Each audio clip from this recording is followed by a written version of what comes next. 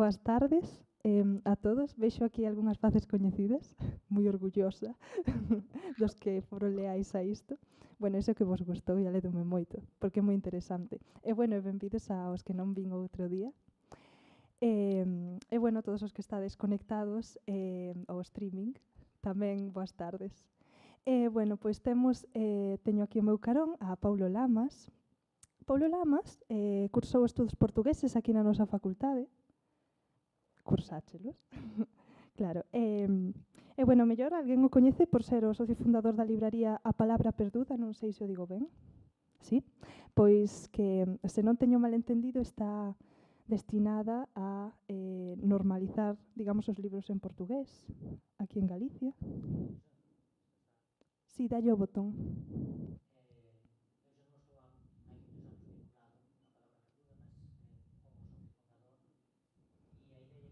Era de normalizar a presenza do libro portugués, mas non apenas literatura, poesía, que é así a cousa máis obvia, mas dar unha presenza e unha oportunidade ás persoas para adquiriren textos que xa existían en castellano, na Galiza, mas que tiñan o seu equivalente en portugués, de filosofía, de economía, de culinaria, de banda deseñada, etcétera. Pois é moi interesante. E teño entendido tamén que é empresario responsable en Lisboa da xestión de Totemic Ltd. Non sei se o digo ben, se o digo mal. Sí, así. Eu non gosto moito da palabra empresario e xa teño falado ali con moitos amigos que me chaman empresario. Son empregado de escritorio, só que a miña función é xerir todo o escritorio. Apenas iso, mas son empregado de escritorio con responsabilidades alargadas. Pois ben, agora vouche deixar intervir agora e contar toda a túa historia e logo que che fagan preguntas, pero antes vou presentar aquí o que temos, se non xe importa, na pantalla. Escoitasme ben, Xosé? Escoitasme? Sí, sí. Vale, pois voute presentar. Moi ben. Ben, pois ele é Xosé Morel. Ele estudou Filoloxía Hispánica e Filoloxía Galego-Portuguesa. E claro, ele é empresario, bueno, preséntase a sí mesmo como empresario, consultor, mediador e intérprete en negocios, legislacións e idiomas internacionais. Unha persoa completa. Pois traballou en diversos sectores e completou os seus estudos de posgrado con, prefiro que volo conte el, porque, claro, teño aquí apuntado sobre dirección comercial e mercadotecnia, dirección financiera e contável, pero supoño que iso é máis interesante que o contes ti como parte da tua historia e como fuches desenvolvéndote dende que saíches á facultade.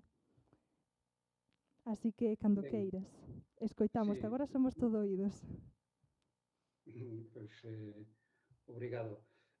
Perdí un bocadiño da túa presentación porque ao ser un micrófono direccional, cando separabas un chisco a voz do micrófono, pois aquí deixaba de escoitar. Mas o importante, todo ben. O importante é que escoiten os nosos convidados.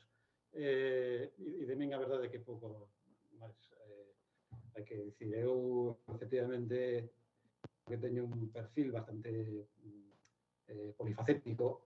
Podemos centrarnos na parte que xulguedes máis interesante, tal vez do punto de vista, e en parte tamén emotivo, por o cual xa a propósito pido inmensas disculpas da miña non presenza, porque esta semana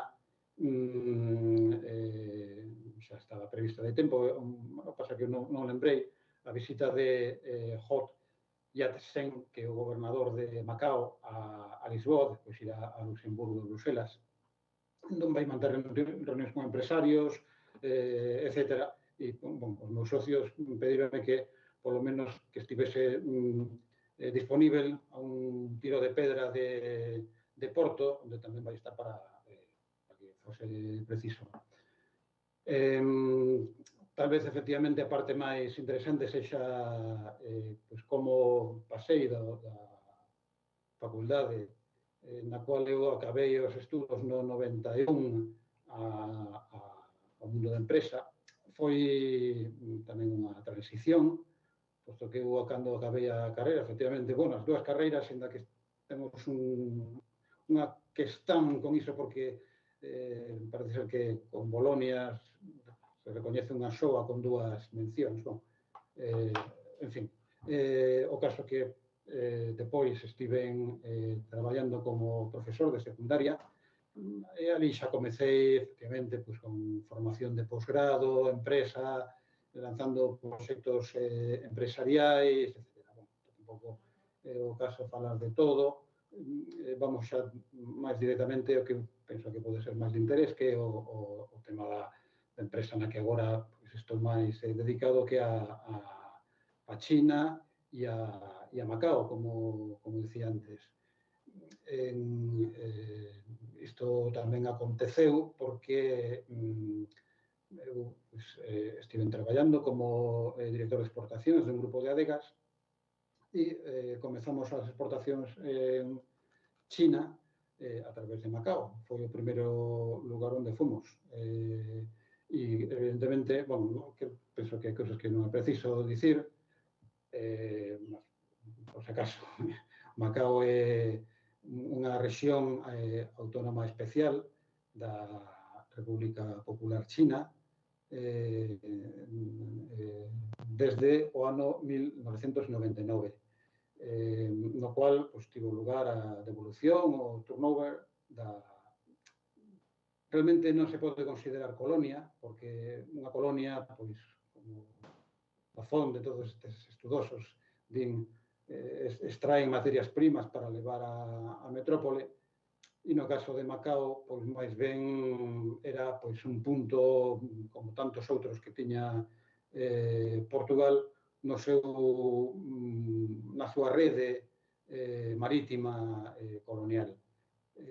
Bueno, o caso que en 1999 pois, asínanse os tratados de devolución, segundo os quais, aquí tamén hai un pouco de confusión, incluso preconceitos e falsas ideas, porque hai incluso quen di que China prometeu facer un referendo de autodeterminación, non é así, nin en Hong Kong, nin nada. Decir, en 50 anos, Hong Kong e Macao pasan a ser unhas cidades ou rexións da República Popular China, igual que Tianjin ou calquera outra, mas é vontade, e iso tamén o poso eu verificar, da administración e da cultura mesmo chinesa, manter o esquema de un país, dous sistemas, que o que vigorou en Macao e en Hong Kong. E, por tanto, que sexan xanelas para o comercio e para o intercambio comercial, etcétera, con Occidente. A diferenza tamén é que agora a antiga metrópole de Hong Kong non está na Unión Europea e Macao é a única cuxa antiga metrópole e si o está, con todo o que isto supón de lazos culturais, por suposto a nivel económico, etc. Bon, a miña empresa que facía? Pois nós o que facíamos era inicialmente de Europa exportar viños a China e a continuación, xa a seguir directamente, creamos unha empresa na China de importación. É dicir, eu estaba do outro lado da trincheira como comprador. Ao ser tamén vendedor, digamos que a función técnicamente se coñece como trading. Dentro disto, pois, con distintos proveedores, fixemos unhas marcas propias e a pedido de Elías, pois trouxen aquí, pena non estar ali porque xa probamos os viños e unhas uns petiscos e tal, mas, bon, pronto, fican aquí no virtual. Trouxen dous exemplos. Un é de Navarra, non sei se se observa ben, o nome Terra de Xoana, o nome homenaxe a o que en Portugal, a a persoa que en Portugal chaman a ilustre señora, que foi raíña por pouco tempo, mas o suficiente, e a raíña lexítima de Castela. Depois, como sabemos, pois destronada pola súa tía Isabel, que violou o tratado dos toros de Guisando, casando con Ordeira de Aragón. Ela sempre foi considerada, e durante moito tempo, a raíña lexítima, e despois unimos a cuestión, polo facto de ser Navarra, a raíña Xoana II de Navarra, que foi a grande impulsora do Camiño de Santiago, a través do cual entra digamos que conecta Galicia con Europa, co resto de Europa. Antes de continuar por esta vía, porque a empresa chamase Viños do Camiño de Santiago, quería presentar este outro. Este tamén é mago non estar aquí, porque este é un reserva de Rioja. O viño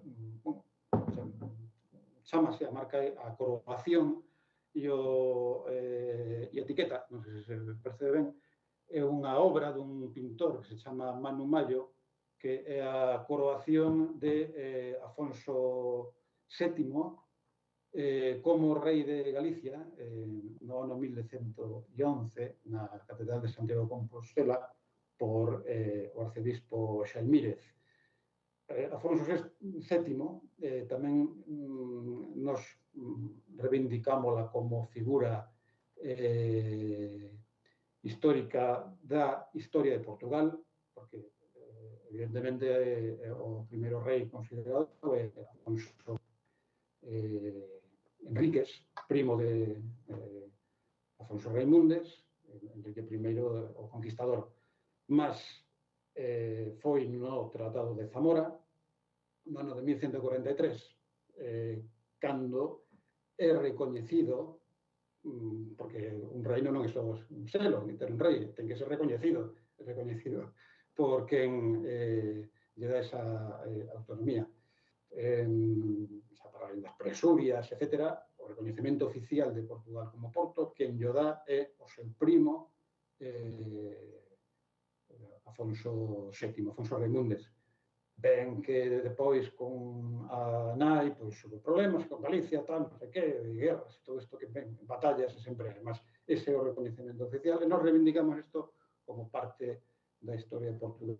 Con ese bagaxe galego, presentámonos en Macao, entre os viños portugueses, con viño tinto, porque na China o que gosta, a xente gosta do viño tinto, non do viño branco. E en Galicia nisto somos un pouco fracos, non en calidade, que por suposto, o Mencía, etc., máis en cantidade.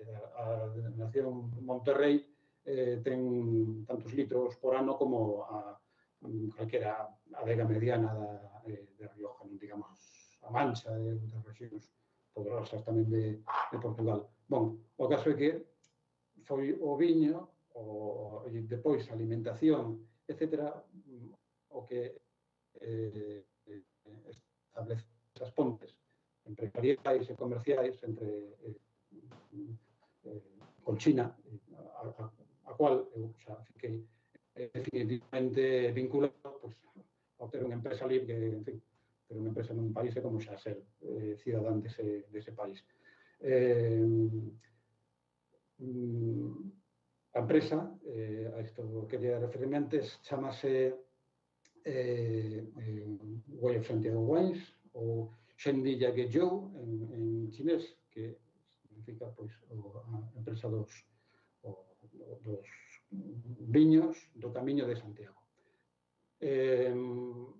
Xa, digamos que unha vez da parte máis divertida, histórica e tal, pois agora vamos á parte máis aborrecida da historia. E é que os intercambios comerciais, digamos que chega un punto en que neste sector trading, en que un repara que é máis lucrativo,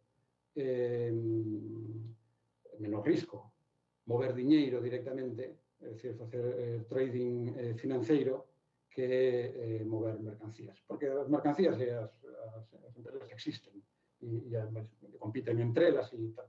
Entón, as apostas, o diñeiro non ten propietarios e é sempre o mesmo. Por tanto, é máis,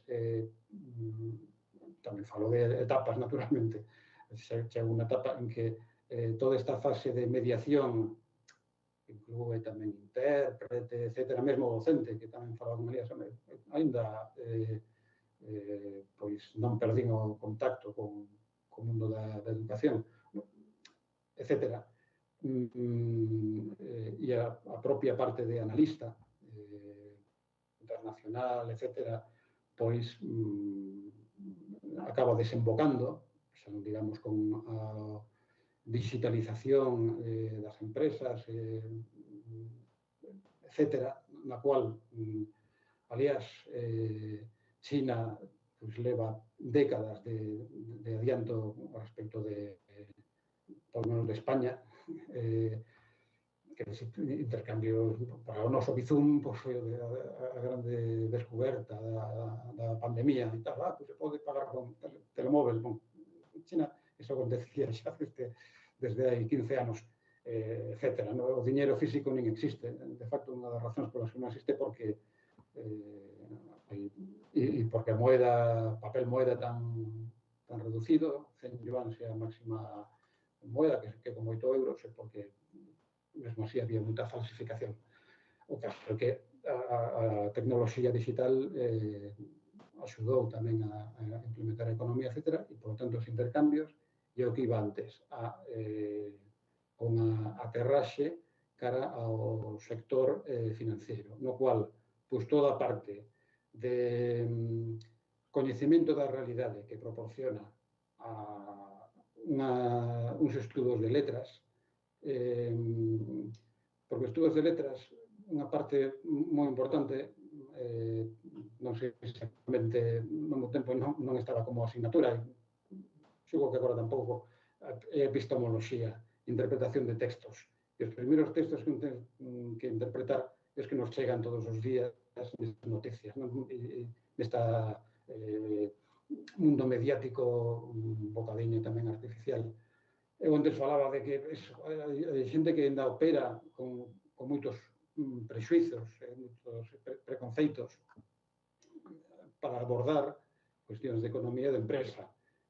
Por exemplo, unha das adegas coas que eu traballaba, pois, que por suposto que facía negocios con China, porque como non, mas decía, claro, porque o que falaba antes do referéndum, suposto, o referéndum de devolución, porque os chinos, fíxate ti, que non que lle queren dar a Hong Kong o referéndum que prometeran, non, porque non teron ningún referéndum, nin Occidente tampouco o pediu, ni siquiera a xente que habita nas colonias. Mais aínda, desculpa, porque tamén estou saíndome do fío da meada, o Tratado de Devolución fíxose, mas a propia China que non está interesada en que os cidadáns chineses viaxen a Hong Kong ou a Macao. Eu a Hong Kong e a Macao podo ir cando queira. Para ir a China continental precisa un visado de negocios por un ano ou un visados puntuais. Ao final, compensa un visado por un ano. Mas para ir a Hong Kong podo ir directamente desde a Unión Europea e permanecer 3 meses.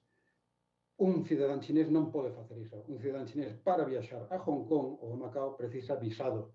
Ten que darlle ao seu goberno visado porque non está China interesada en que Hong Kong se encha de cidadáns e creza. Porque o papel de Hong Kong a nivel de porto de gran imperio fixo Shenzhen, que é unha cidade que fai fronteira que foi construída en 30 anos, vaya. Eu que lembro a primeira vez que fun, que estaba todo en obras, os camiños de terra facéndose, agora é, en fin, unha cidade absolutamente futurista. Ben, o que dicía, un pode ter moitas ideas sobre China, moitas ideas sobre os mercados financeiros, etc. o importante é saber lelas, saber decodificadas e facer a interpretación máis realista e conveniente, que ao final isto é o que todos aspiramos. Non sei se chega como introducción, porque despois podemos continuar falando das cousas que a xente queira, e pido disculpas se falei demasiado rápido e non sei, perdeuse algunha cousa, en fin, fico aquí a vosso dispor.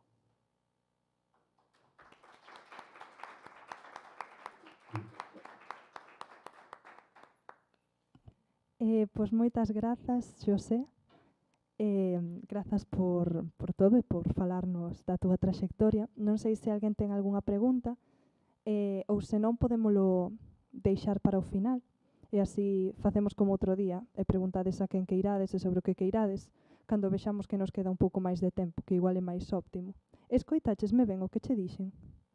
Sí, perfecto. Que as preguntas mellor para o final, e así a xente xa ten tempo para ir pensando. Pero moitas grazas. A parte máis divertida, moi ben. Bueno, pois agora volvo a falar sobre Paulo Lamas, que está aquí ao meu carón, que antes o presentei, eminentemente como empresario, pero el di que non lle gusta de todo definirse así. Entón, bueno, pois se nos falas do que é a túa traxectoria e de como che influíron os estudos de filoloxía, e que consellos das, bueno, xa sabes. Cedoche a palabra logo. Sí. E grazas por vir. No, grazas agradecido a vos por me convidardes. Ben, a idea que eu, cando fun desafiado, que é a expresión portuguesa, en Portugal ninguén convida e desafía aos outros, cando fun desafiado a vir aquí, fiquei coa idea mesmo que era para falar do que os estudos portugueses, do que eu pensase que os estudos portugueses terían axudado no meu percurso profesional e persoal. E é claro que é obvio que estou a viver e a traballar en Portugal, só por iso xa unha selección, non? Da escolla do lugar onde traballo e onde vivo.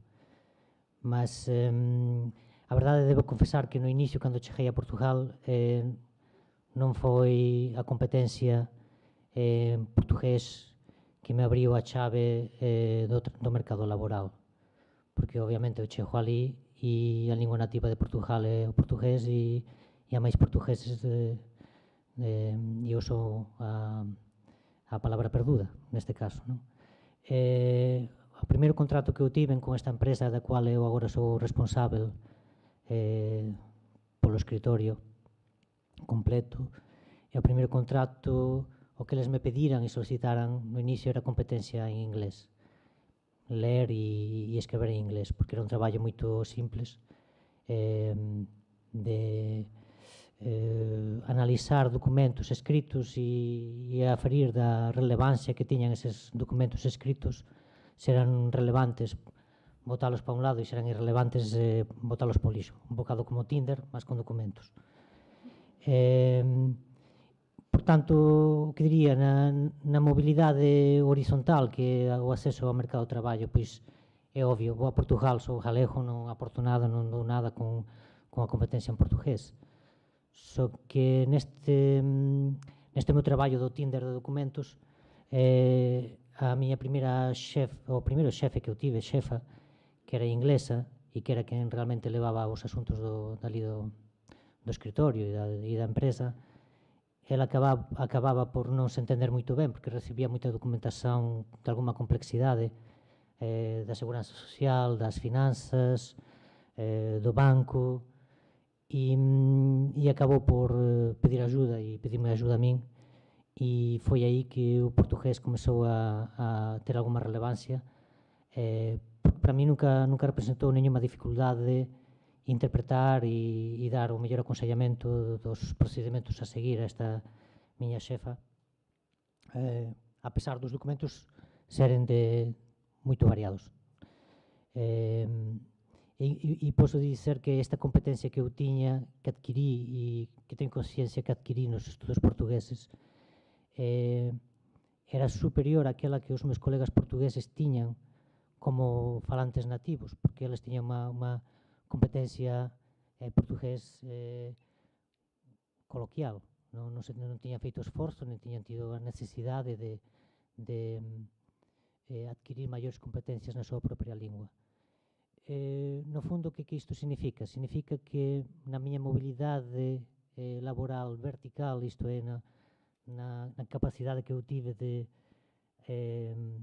abrazar, depois de ser desafiado para abrazar máis responsabilidades na empresa, o portugués foi fundamental, os estudos portugueses nesta facultade.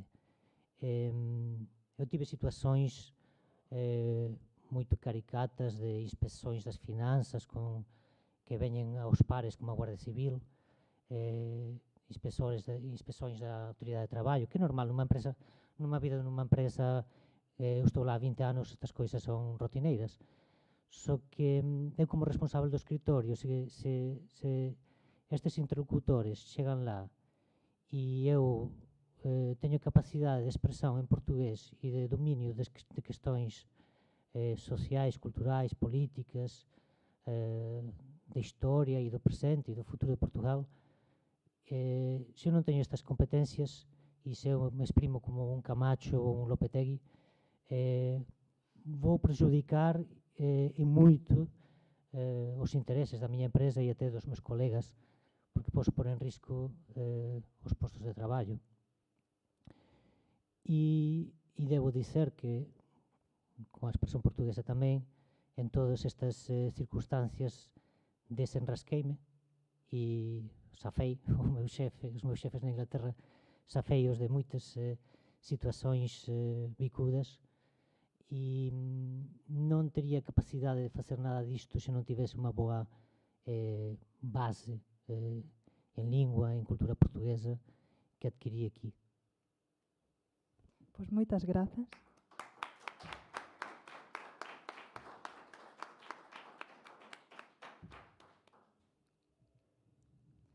Non sei se alguén quere facer algunha pregunta agora.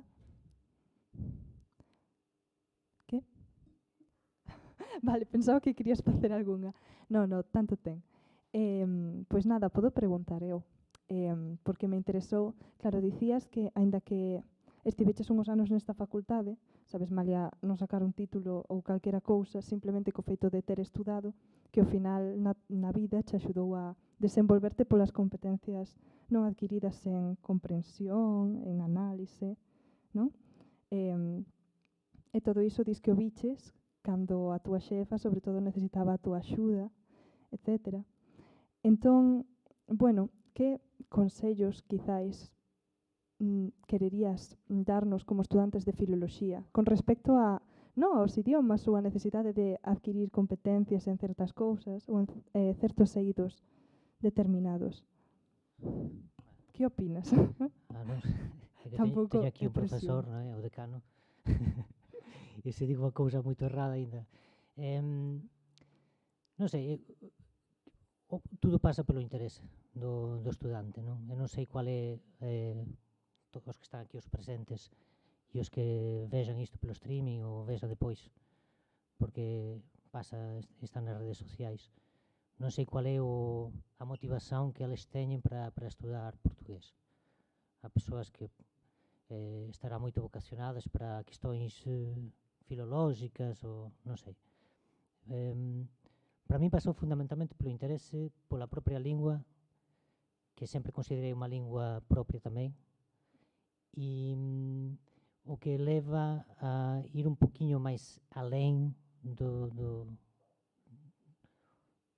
que é o temario que as persoas teñen. Posso dizer que se a xente vai a Portugal nos anos 2000 e non sabe quen é o Hermán José, que é un humorista moito coñecido, entón non está ben entrosado na cultura portuguesa. E falo especificamente de Portugal porque pela proximidade geográfica, mas eu teño colegas en Lisboa brasileiros con os quais posso en contextos informais, manejar os mesmos ícones, os mesmos contextos e ter uma conversa fluida e criar relações. É como, por exemplo, é fundamental hoje em dia saber quem é Ricardo Araújo Pereira, dos Gato Fedorento, que suponho que vocês estão familiarizados com, ou non? Eu non, pero interesante, aprendín. O Nuno Markel, porque é a cultura popular e son o que estou a falar. Na facultade aprendese, ou polo menos eu consegui aprender aquí moito de historia, de Portugal, do pasado, do presente e até do futuro, un poquinho como os portugueses pensan e os brasileiros, non tanto a lusofonía africana e asiática. Mas é necesario se callar explorar un poquinho máis o que é a realidade social dos medios de comunicación e das conversas que se teñen en Portugal, das fofocas, da política, etc. Ter aquele interese por ir un poquinho máis alén. Hoxe temos tudo acessível, temos esa vantagen.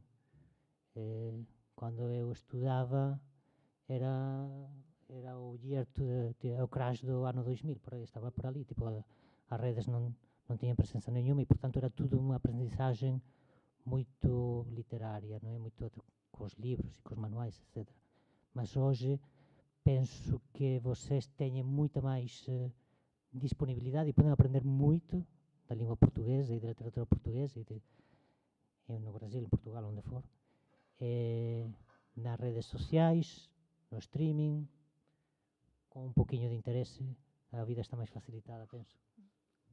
E ti realmente, cando estudabas a carreira, atopaches facilidades para a obtención desa cultura social, cultural de Portugal, ou realmente tiveches que esforzarte ti bastante despois para adquirila?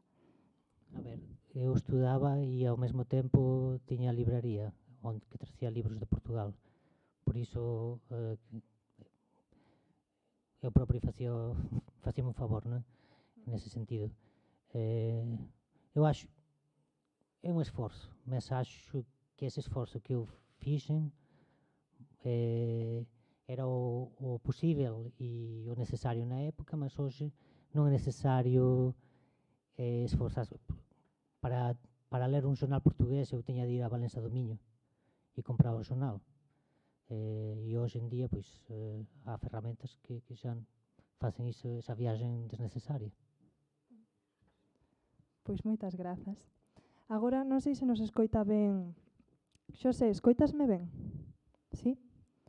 Pois eu teño unha pregunta para ti. E tamén sobre o oído persoal.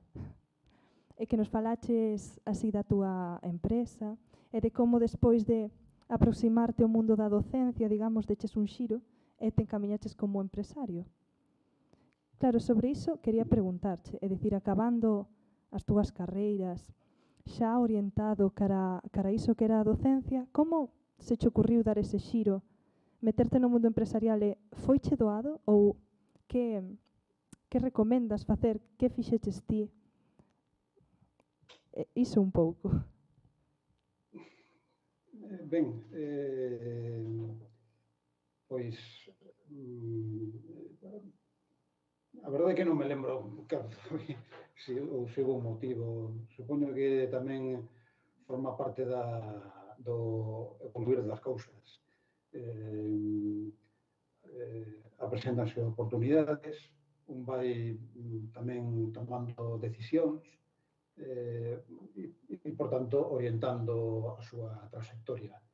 Agora, parece outra diferenza, a lenda que mencionaba Paulo de internet e tal, nos estudos e na formación.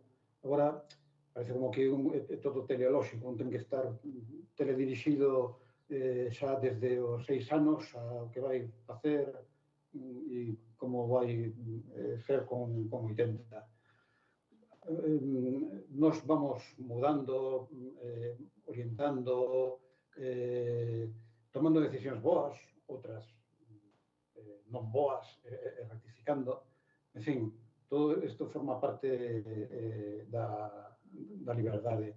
a dificultade que hai agora máis ben é que hai tantísima información, hai tanto de todas partes que un non sabe moi ben que é o que quere, nin que é o que, a onde se ten que dirixir.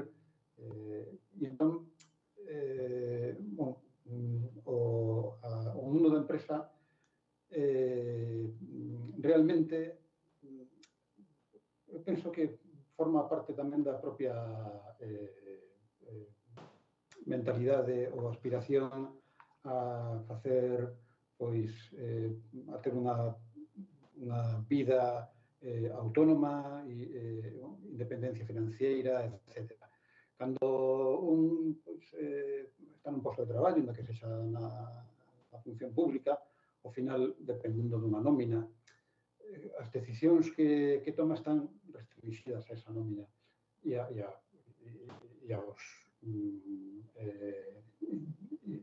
aos gastos, as despesas que compartilla.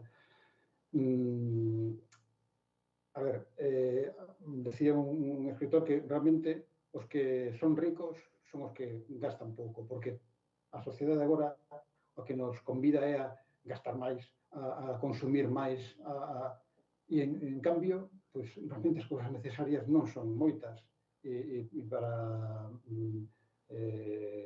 ter un proxecto de vida, etcétera, ir desenvolvendo, pois non é necesario esa seguranza que buscamos ao principio.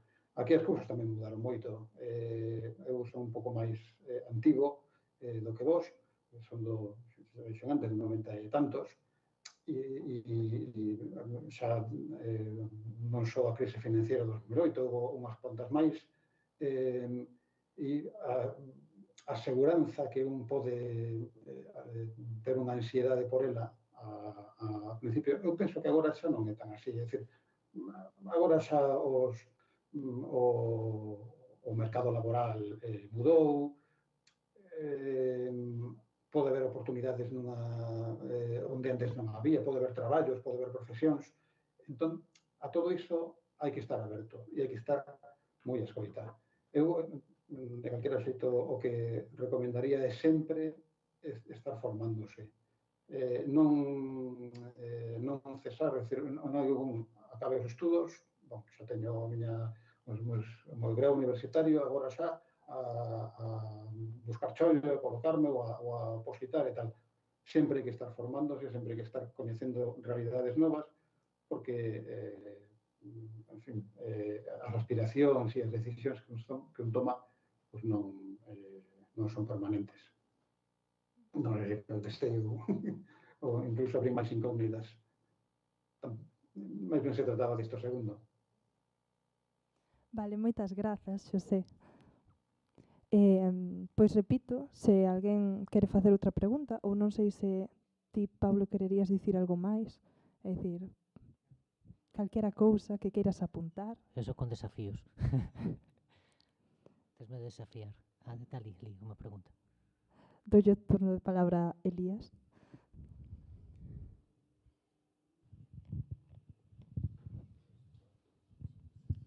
Sempre hai problemas co micrófono. Quero comezar por agradecer a presenza de Paulo Lamas e de Xosé Morel. Sei que teñen moitas tarefas e agradezo a súa xenerosidade e disponibilidade tamén por estar aquí, como antes cos convidados de onte e as persoas que van vir depois. Tamén quería comezar por indicar que este tipo de encontro con persoas egresadas non é só dirixido ao estudantado. Tamén estamos, por lo menos falo do meu caso, aprendendo aquelas persoas que temos o exercicio docente e mesmo responsabilidades académicas, non? E nese sentido tamén agradezo moitas das cousas comentadas. Eu só quería suliñar algo que tanto Paulo Lamas como Xosé Morel insistiron e que me parece tamén fundamental. Eu coñecín a Paulo, foi estudante aquí, e coñecíno tamén como cliente que eu era da libraría Palabra Perduda, e depois acompañei o seu percurso até onde pude, porque depois desapareceu un bon día en Lisboa e non subemos moito máis. E no caso de Xosé Morel, coñecino moito máis tarde, aínda que ele estudou antes na facultade,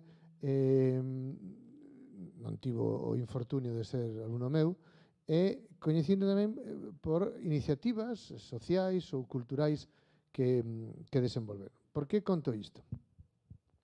Eu penso que as persoas que estamos en facultades como esta, non me atrevo a xeneralizar, digamos que falo por min, podemos ter unha mentalidade excesivamente funcionarial no que pode ser o noso desenvolvemento profesional, que tamén en parte temos esa mentalidade mesmo como estudantes. O que vou comentar tamén o formulo en termos de pregunta para eles. Entón, estamos máis disponibilizadas as persoas para responder a estímulos externos que normalmente se concretizan en tentar facer un concurso para chegar a ser un funcionario.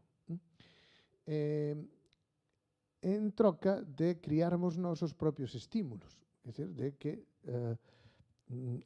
hai aquí por trás, entendo eu, en todas estas persoas, unha idea de emprender camiños, de tomar decisións, de ser proactivas, de saber que o risco existe, e de que pode sair ben ou mal as cousas.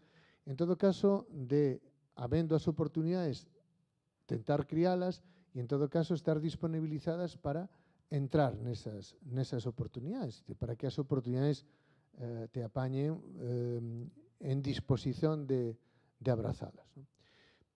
E aquí hai dúas coordenadas que eu quería comentar e tamén formulo nos seguintes termos. Por exemplo, Xosé, que nos fala de viños, fálanos de cultura.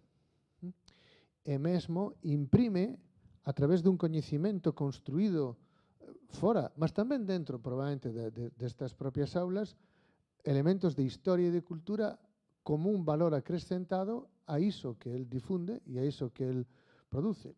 E non só un valor acrescentado externo, mas tamén probablemente en termos de comunidade, sentimental, non? Falábamos antes da historia. Isto, a min pareceme que ese capital, Paulo antes falaba de como axudaba a desenrascarse a súa xefa, claro, porque el tiña esa ponte cultural que lle permitía facer iso. E pois hai outra cousa que tamén a mí me parece que debemos ter en conta, e é que as decisións comezan a tomarse desde moi xovens, mas en termos de facultade comezan a tomarse cando un decide que vai facer este traballo, que vai intervir aquí, que vai asumir facer unhas prácticas nunha empresa ou que vai desenvolvelas como autoemprego, é dicir, que está tomando decisións, que decide crear unha asociación, que decide unirse a un proxecto. E ese eu creo que é unha das bases fundamentais, e isto formulo en termos de pregunta, para o futuro profesional, sexa el cual for, non? Por tanto, decisións, formación, capacidade de reacción, creación de oportunidades, que me parece tamén moi importantes co capital que aquí se poda ter, non?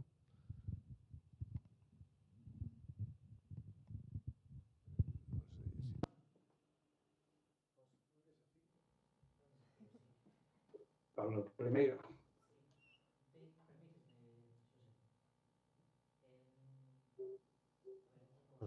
É así, as decisións que os atitudes, vou falar en atitudes, porque había un filósofo, xa non sei quen é, non lembro quen é, que dicía que o noso carácter é o noso destino, non é? Atitudes que voses toman en relación aos vosos estudos van definir de maneiras que non sabemos como elas se poden concretizar, van definir o vosso futuro persoal e profesional probablemente. E depois comentar aquilo que Elías dis, a min causame sempre me causou desde moito cedo, antes mesmo de estudar estudos universitarios, na adolescencia, causame unha profunda incomprensión e no plano pessoal causábame moita tristeza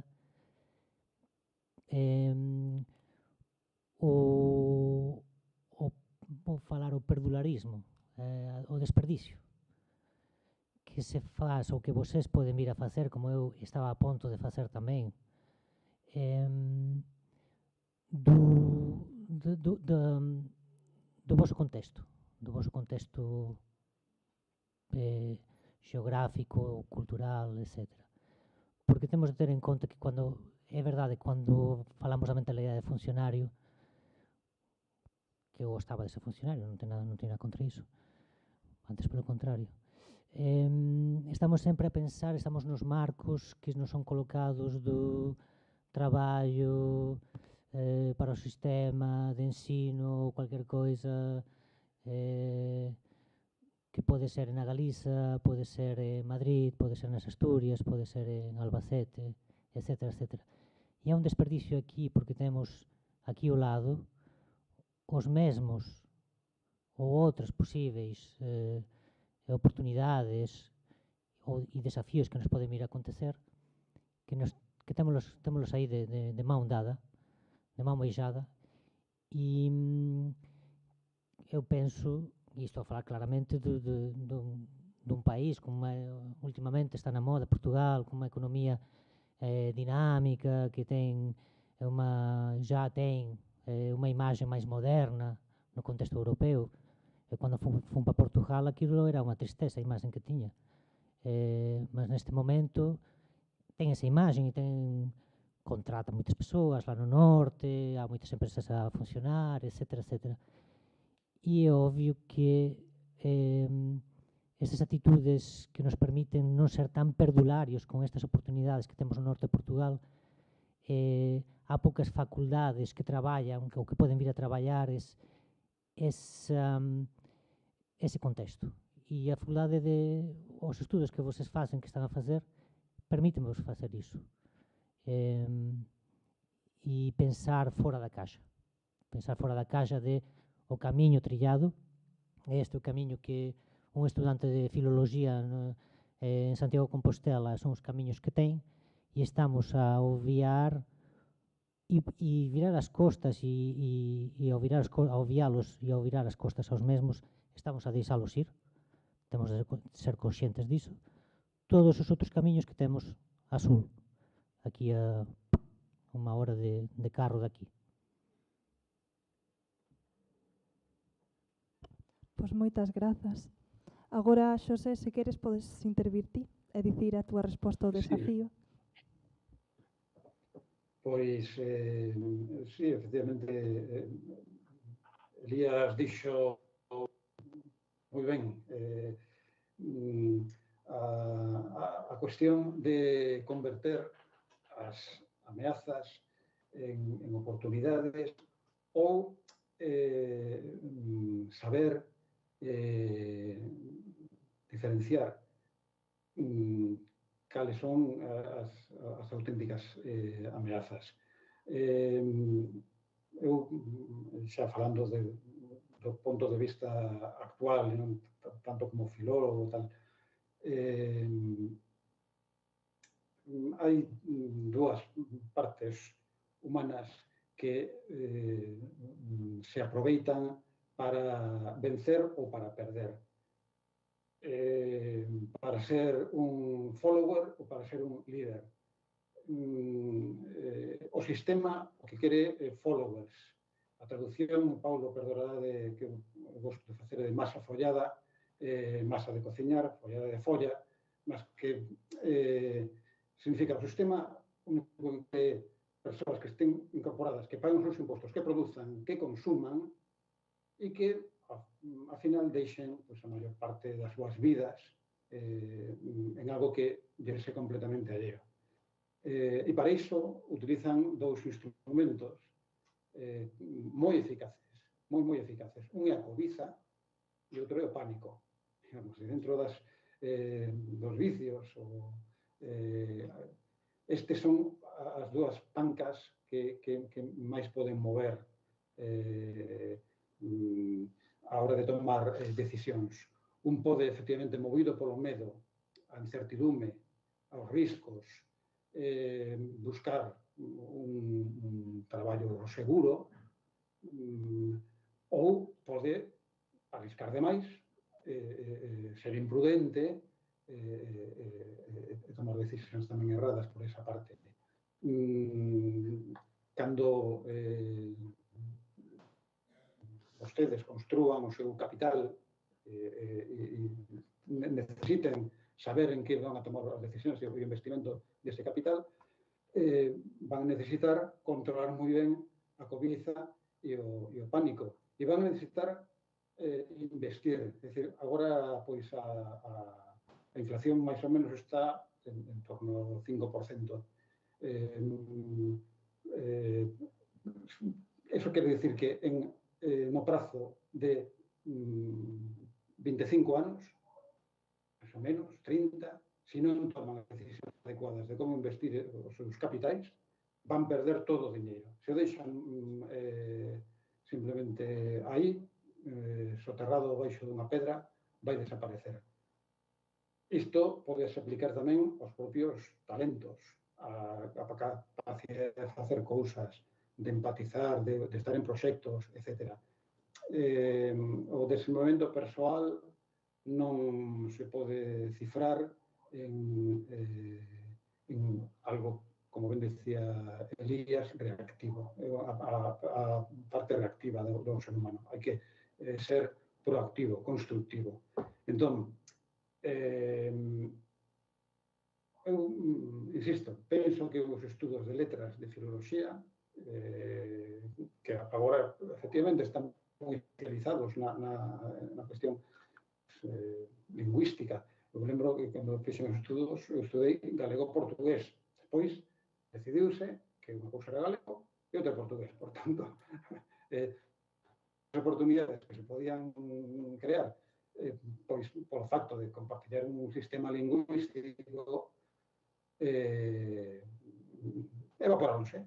E, efectivamente, pois, en gran medida no noso tempo, non con profesores como Elías ou como Xeso Luis, mas, digamos que a facultade ao que convidaba era a ver o portugués como algo diferente e alleo.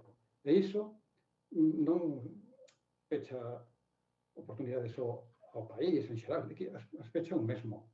Porque agora, e no futuro, como tamén comentou Paulo, Galicia e Portugal, realmente norte de Portugal, van a constituir unha única realidade. E así, isto pode gustarlle máis ou menos, o reaccionar dun xeito ou outro, mas esa é a realidade. Galicia e Portugal van a formar parte, e non porque restauremos o antigo Reino de Galicia, sino porque as fronteiras políticas tal e como as coñecemos estánse a disolver dentro da Unión Europea. E a nosa fronteira natural non é con Portugal. Por tanto, a partir de aquí, desa interpretación de realidades, un pode tomar decisións para a súa propia vida e para como desenvolver a súa vida.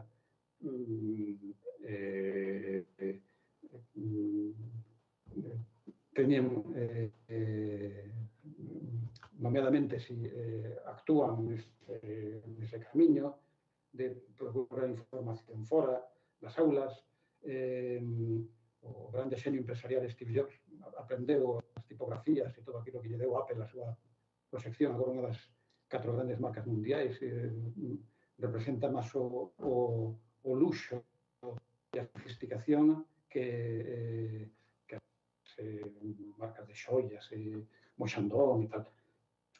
E todo iso aprendeu fora das aulas.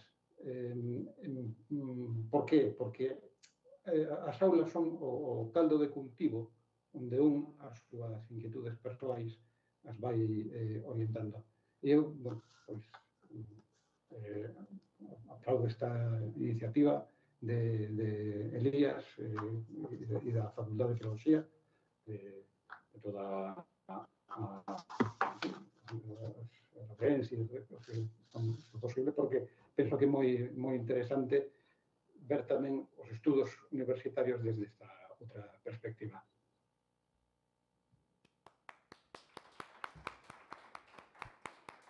No, gracias a vos, non dixen nada novo. Sí, sí, por suposto. Xosé, no que dis,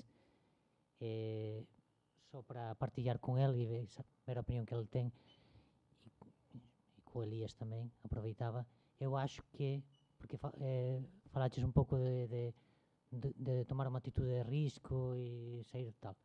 Eu penso, a miña experiencia, disme que o imprudente e o que ten risco é a posición de conforto. Porque se eu tivese esa posición de conforto, non tería tido a mobilidade vertical que tive dentro da miña empresa e tería regresado co rabo entre as pernas. Moi interesante iso que dis. É unha aprendizaxe importante. Así que moitas grazas por compartila. Non sei se agora queredes preguntar algo, pero se non hai nada máis, pois podemos volver a dar as grazas novamente a Pablo e a Xosé por estar aquí e por iluminarnos e incluso mover ambicións e crear novas perspectivas de futuro co achegamento da vosa experiencia a nós como estudantes e máis aos profesores e o equipo de canal, que vexo que tamén sacan cousas e aprenden como a todo o mundo. E si, eu apoio que esta iniciativa é algo bastante interesante, do que sempre se aprende e de todas as persoas se colle un pouquiño e se vai construindo así, bueno, o futuro a base de coller pequenas piguinhas dun sitio e doutro. Así que iso, novamente moitas grazas por estar aquí, por darnos o voso tempo. Ata sempre. Obrigado.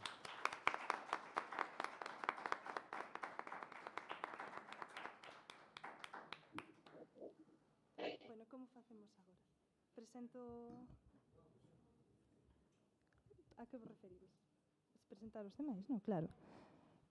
Bueno, pois agora imos ter connosco a Laura Iglesias, moito máis coñecida como Laura La Montañe, que está vindo por aquí. Bueno, antes de nada, perdón por quedar aí atrás, pero claro, estaba entretida aí. De alumna totalmente. Non te preocupes. E nada, quedei aí escoitando. Eu quería... Pero agarda un momentiño. Era para presentarte, pero agora ven Marta Rey. Que bueno. No, podes quedar sentada, ela vais a sentar aquí. Bueno, pois esta é Marta Rey. Bueno, agora xa non teño que ter tanto o micrófono pegado á boca, que parece que o vou comer. Pois encantada de coñecerte. Pois aquí temos outras novas realidades. Ela é Marta, empresaria, non? Manager en Crack. Sí, pero empresaria no tiña empresa. Bueno, pero traballas diso, entón podeste considerar así perfectamente. Pois iso, Marta, ti estudaches filoloxía inglesa con miror en alemán, non? Aquí na facultade. Bueno, logo está Laura, que ela estudou filoloxía inglesa, tamén con minor en alemán, non? Exacto, sí. O sea, as dúas estudaron o mesmo. Bueno, pero Laura, bueno, ela xa dixen así un pouco, e logo xa ela xa desenvolverá, en fin, a súa perspectiva e a súa trayectoria. A Laura vou introducir así un pouco como actriz, cantautora e poeta. Bueno, ela desenvolveu unha serie de proxectos con moita xente coñecida e fixo así unha serie de cousas moi interesantes que nos pode comentar cando queira. Non sei se ti tamén tes presentación, verdade? Vale, pois logo deixo a Laura intervir primeiro, que nos conte, Como que irades, sí. así no seu característico estilo informal e punk, como dixo. Un pouco punky, sí. Bueno, eu como me presento vou xa de cheo pa diante. Ti como queiras, preséntate, dinos así como che sai. Bueno, hola, boas tardes, como estades? Eu son Laura La Montagne, eu fago música e estudei aquí en filoloxía entre 2011 e 2015. E a verdade é que viñen un pouco a esta facultade pensando non sei moi ben que fago aquí e por que entrei nesta carreira. Eu viña de estudar letras, viña de estudar o bacharelato de grego, latín e estas cousas, e a mí era o que me gustaba comunicar, gustaban os idiomas, e dixe, onde vou aprender inglés? Pois claramente a Santiago de Compostela e facer filoloxía. Bueno, E nada, entrei, pois eso, cunha ilusión, con un pouco de decir, a ver que me vou a topar. E aprendi moitas cousas nesta facultade, sobre todo conceptos que ahora estou aplicando nas músicas, nos vídeos e nas cousas que fago a diario, basicamente. Fixen unha pequena presentación dos momentos clave, entre comillas, de todas as paranoias que estudábamos aquí e que nos comunicaban e tal, que eu recollín, integrei na miña pel e no meu ser, basicamente. Que quero dicir agora que eu teño 30 anos xa, que sí, que non son a mesma despois de estudar filoloxía e creo que non tería o traballo que teño nin a sorte que teño de poder desarrollar as ideas, pois, se non estivera estudando filoloxía. Se non estudara filoloxía. Aquí teño unha liña de tempo que me vai aclarar a cabeza, porque eu empecé no 2011, acabei no 2015, pero tiña que ter acabado no 2014. Foi aí un ano, o último, un ano como un pouco de suspender un par de asignaturas, deixar o TFG de lado e facelo o ano seguinte. Pero iso foi a mellor cousa que me pasou na vida, porque así fixen o traballo de fin de grado que fixen, que é isto. Spoiler. A ver, F5. Pois non.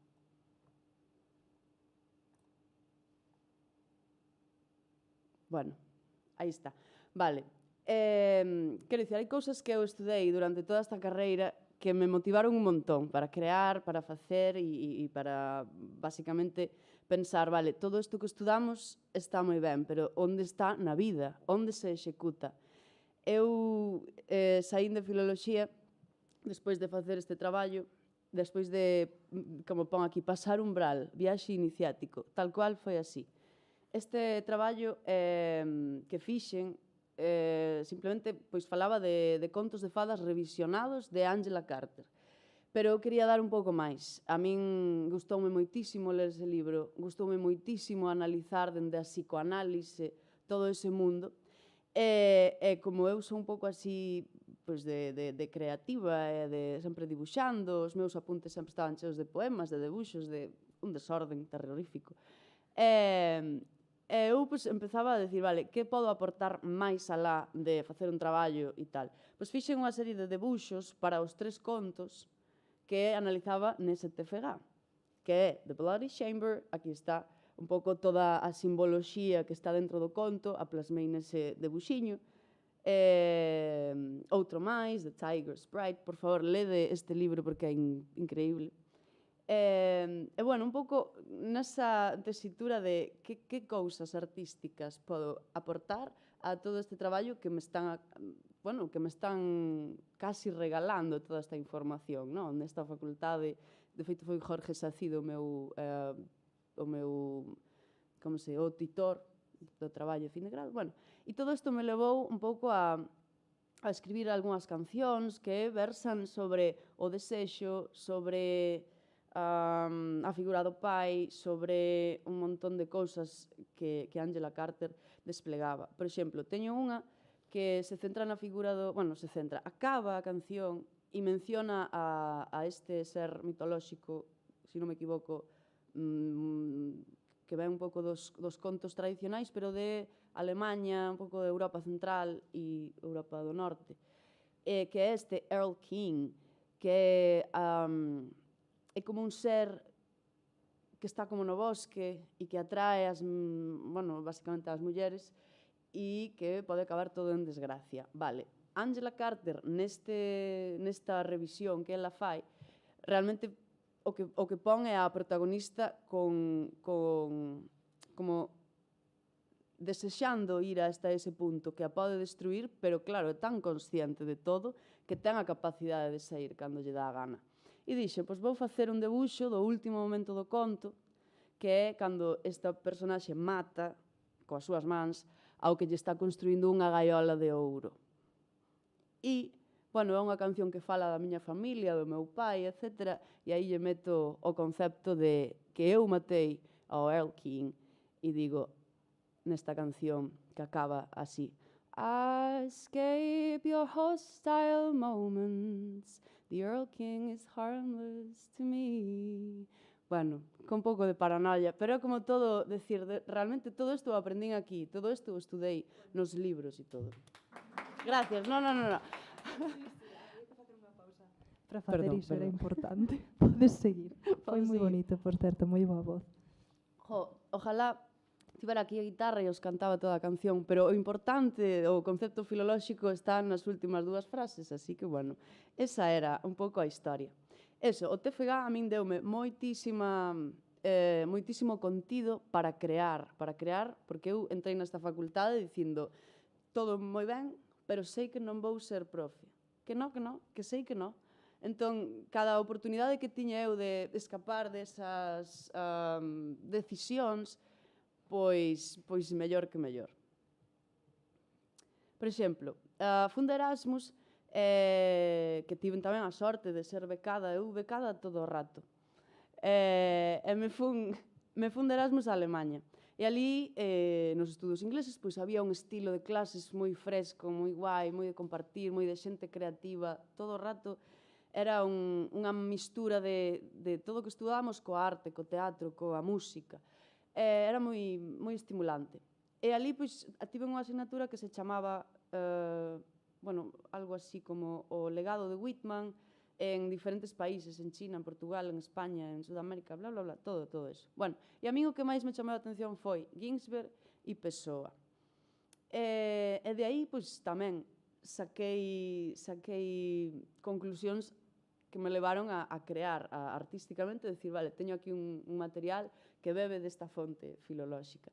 Por exemplo, unha delas é que me dá vergonza porque esta é moi sentimental, pero, claro, eu cheguei do Erasmus co libro de Whitman así, que bonito todo.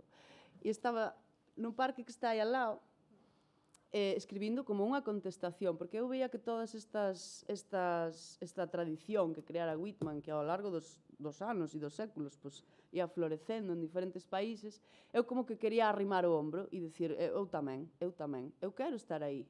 Vale, está guai estudalo, pero eu quero ser unha destas frikis, non? E fixe unha canción que contesta o que fala con Whitman, como todos esos poetas que nos contaban, fala con Whitman a través dun poema que escribiu Allen Ginsberg no 1955. Que, bueno, fala de que vai por un supermercado en California, que todo é como de plástico, tal, donde estás, padre barbudo, bla, bla, bla. Bueno, algo así contaba Ginsberg. E, claro, 60 anos despois, estou eu, porque isto foi 2015, estou eu nese parque de aí al lado, chorando e preguntándome as mesmas historias, e tiven que facer algo, materializalo, dicindo, vale, hai aquí unha liña, unha tradición literaria a que eu me quero sumar, pero creando algo. E se me permitides unha pequena intervención sonora, aquí está o vídeo, que é dun grupo que eu tiña antes do proxecto que teño agora, que, por certo, xa saiu o disco, e agora vos conto, porque o disco tamén ten algo que ver con este rollo de misturarse ou meterse dentro dunha tradición literaria que estudas, pero que queres vivir, basicamente. Bueno.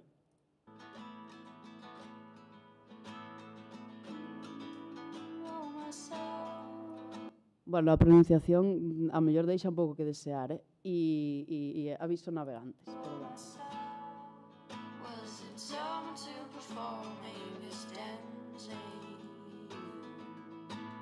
Claro, aí dice, simplemente, como recolle ese "Oh myself" de Whitman, e me poño eu aí dicindo, eu estou aquí determinada a estar como neste baile de poetas e todo, e eu quero encontrar, pois, o meu lugar. Que a filoloxía dá pa moito, chico, non vos desmotivedes porque é moi guai, de verdade.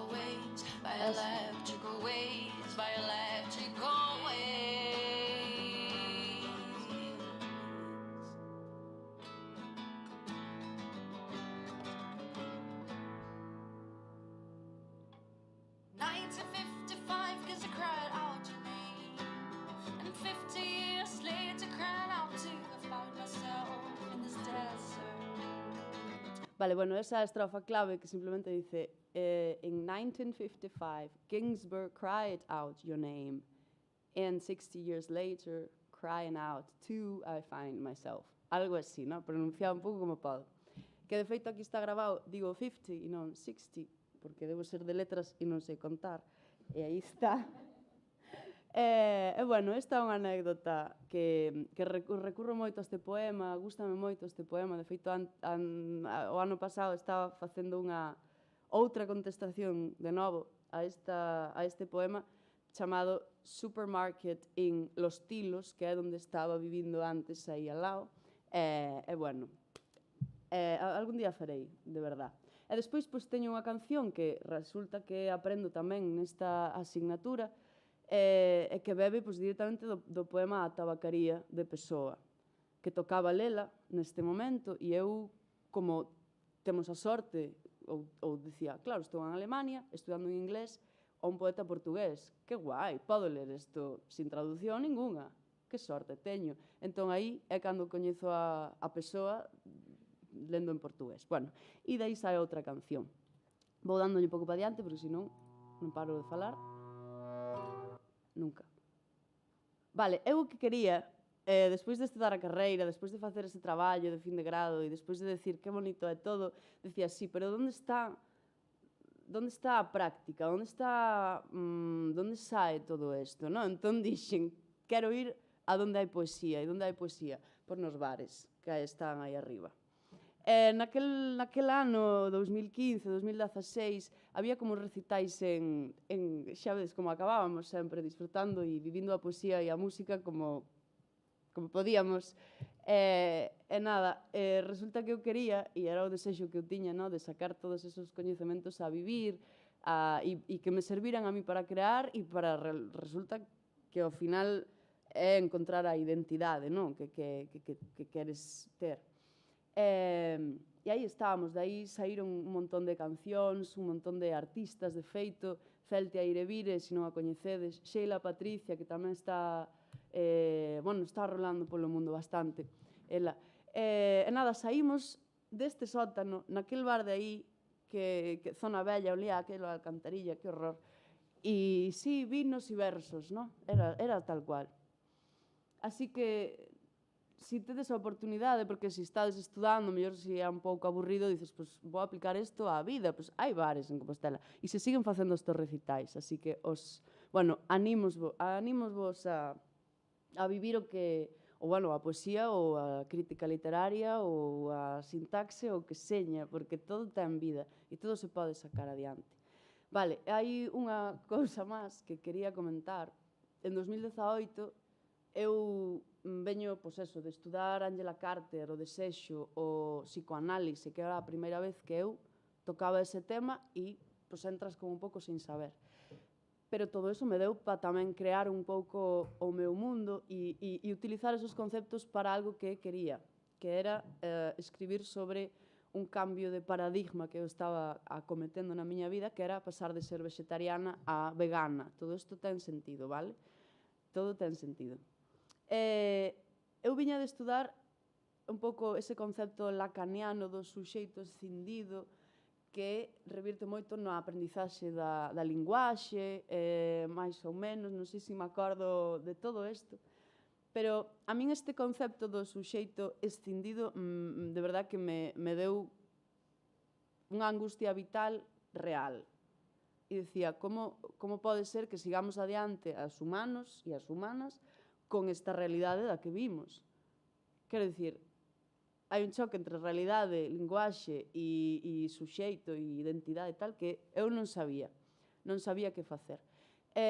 Claro, resulta que o suxeito como que ao adquirir a linguaxe se separa da nai, algo así era.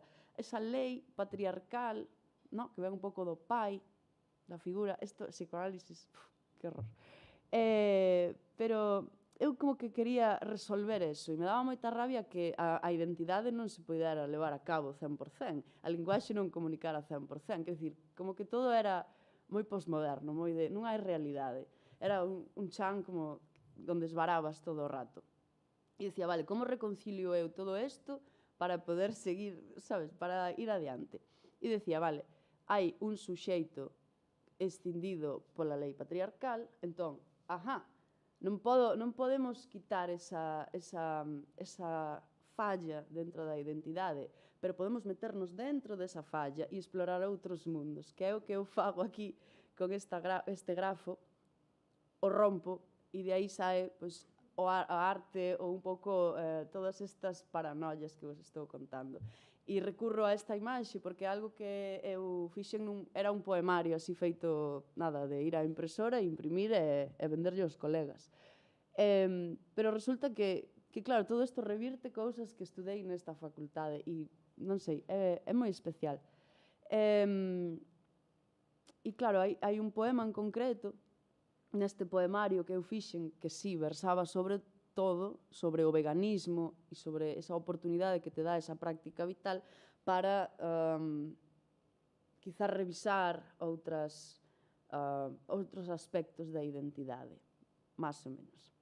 E nada, fixen este exercicio gráfico de partir a S estendida e meterme aí dentro, enchelo de páxaros, de animais, quizá porque os animais casi nunca están presentes, máis que na linguaxe, os animais están presentes dunha forma terrible e bastante como as mulleres, non? Un pouco nos deixan aí un pouco de lado. Vale, teño outra canción que fala dun concepto. Estou indo un pouco rápido porque, bueno, xa despois me preguntades se tedes algunha cuestión. Pero o que quero dicir con todo isto é que son consciente, eu non sabía que iba a utilizar tantas cousas que estudei nesta facultade ou desdoblalas e extrapolalas tal cual, non sendo moi fiel a todo académico, pero levándoas por un terreno que a mí me interesaba máis, que era o de crear, aportar, practicalo, incluso desbarrar e que inventar algo novo. Eu aquí, no Salón de Actos Grande, tivéramos unha charla en segundo ou ao final de primeiro, que falaba un pouco sobre a literatura de fin de século, do XIX. Esa pérdida de confianza na modernidade, esa rotura de estructuras, ese momento de lapso, no, entre un século e outro. Recordo esta frase, algo así como as palabras, era en castellano que estaba falando o tipo, como las palabras se me pudren en la boca como setas viejas, algo así era. E levo esa frase dentro da cabeza dende 2012 sin averiguar todavía que autora dixo e quen a desplegou, ou que eu creo que era alguén de Suiza, pero non me acordo, a verdade é que non. Pero eu dixen, fago a miña e vou facer unha canción que fale pois un pouco deste concepto, da identidade que resulta que é casi que unha mentira e tal. E fixen a frase é: eu vexo apodrecer nos beizos as palabras como a cogumelos vellos, a imaxe de min sabe a fume, parece mentir, non é que isto me asuste, acaba así. A canción é esta, que de feito abre o disco, un disco que é, eu a veces sempre digo que sou un pouco pesada porque sempre teño algo máis que decir e se hai un concepto de sí, pero claro, isto tal. Por iso o disco se chama Algo que sinalar, porque eu quería meterme dentro dunha tradición literaria, tendo algo máis que decir, etc. Bueno, e sempre digo que eu non fixen un disco, sino que fixen un traballo bibliográfico, un pouco como cos apuntes, sabes? Isto que vas escribindo entre liñas e é todo un pouco con a estética de libreta, basicamente. E se vedes os meus apuntes, que de feito, antes de vir, estiven abrindo caixas e vendo que tiña por aí eu perdido de fai anos, entre apuntes e cousas serias hai moitas cancións e moitos poemas e moitos textos que a mí me axudaron pois tamén a sacar todas estas cousas adiante. E por eso toda esta estética do disco ten que ver con isto, coas libretas, cos apuntes, etc. Bueno, e a canción é esta. A intro comínma porque é larguísima, entón. Eu vexo cada día morrer, como que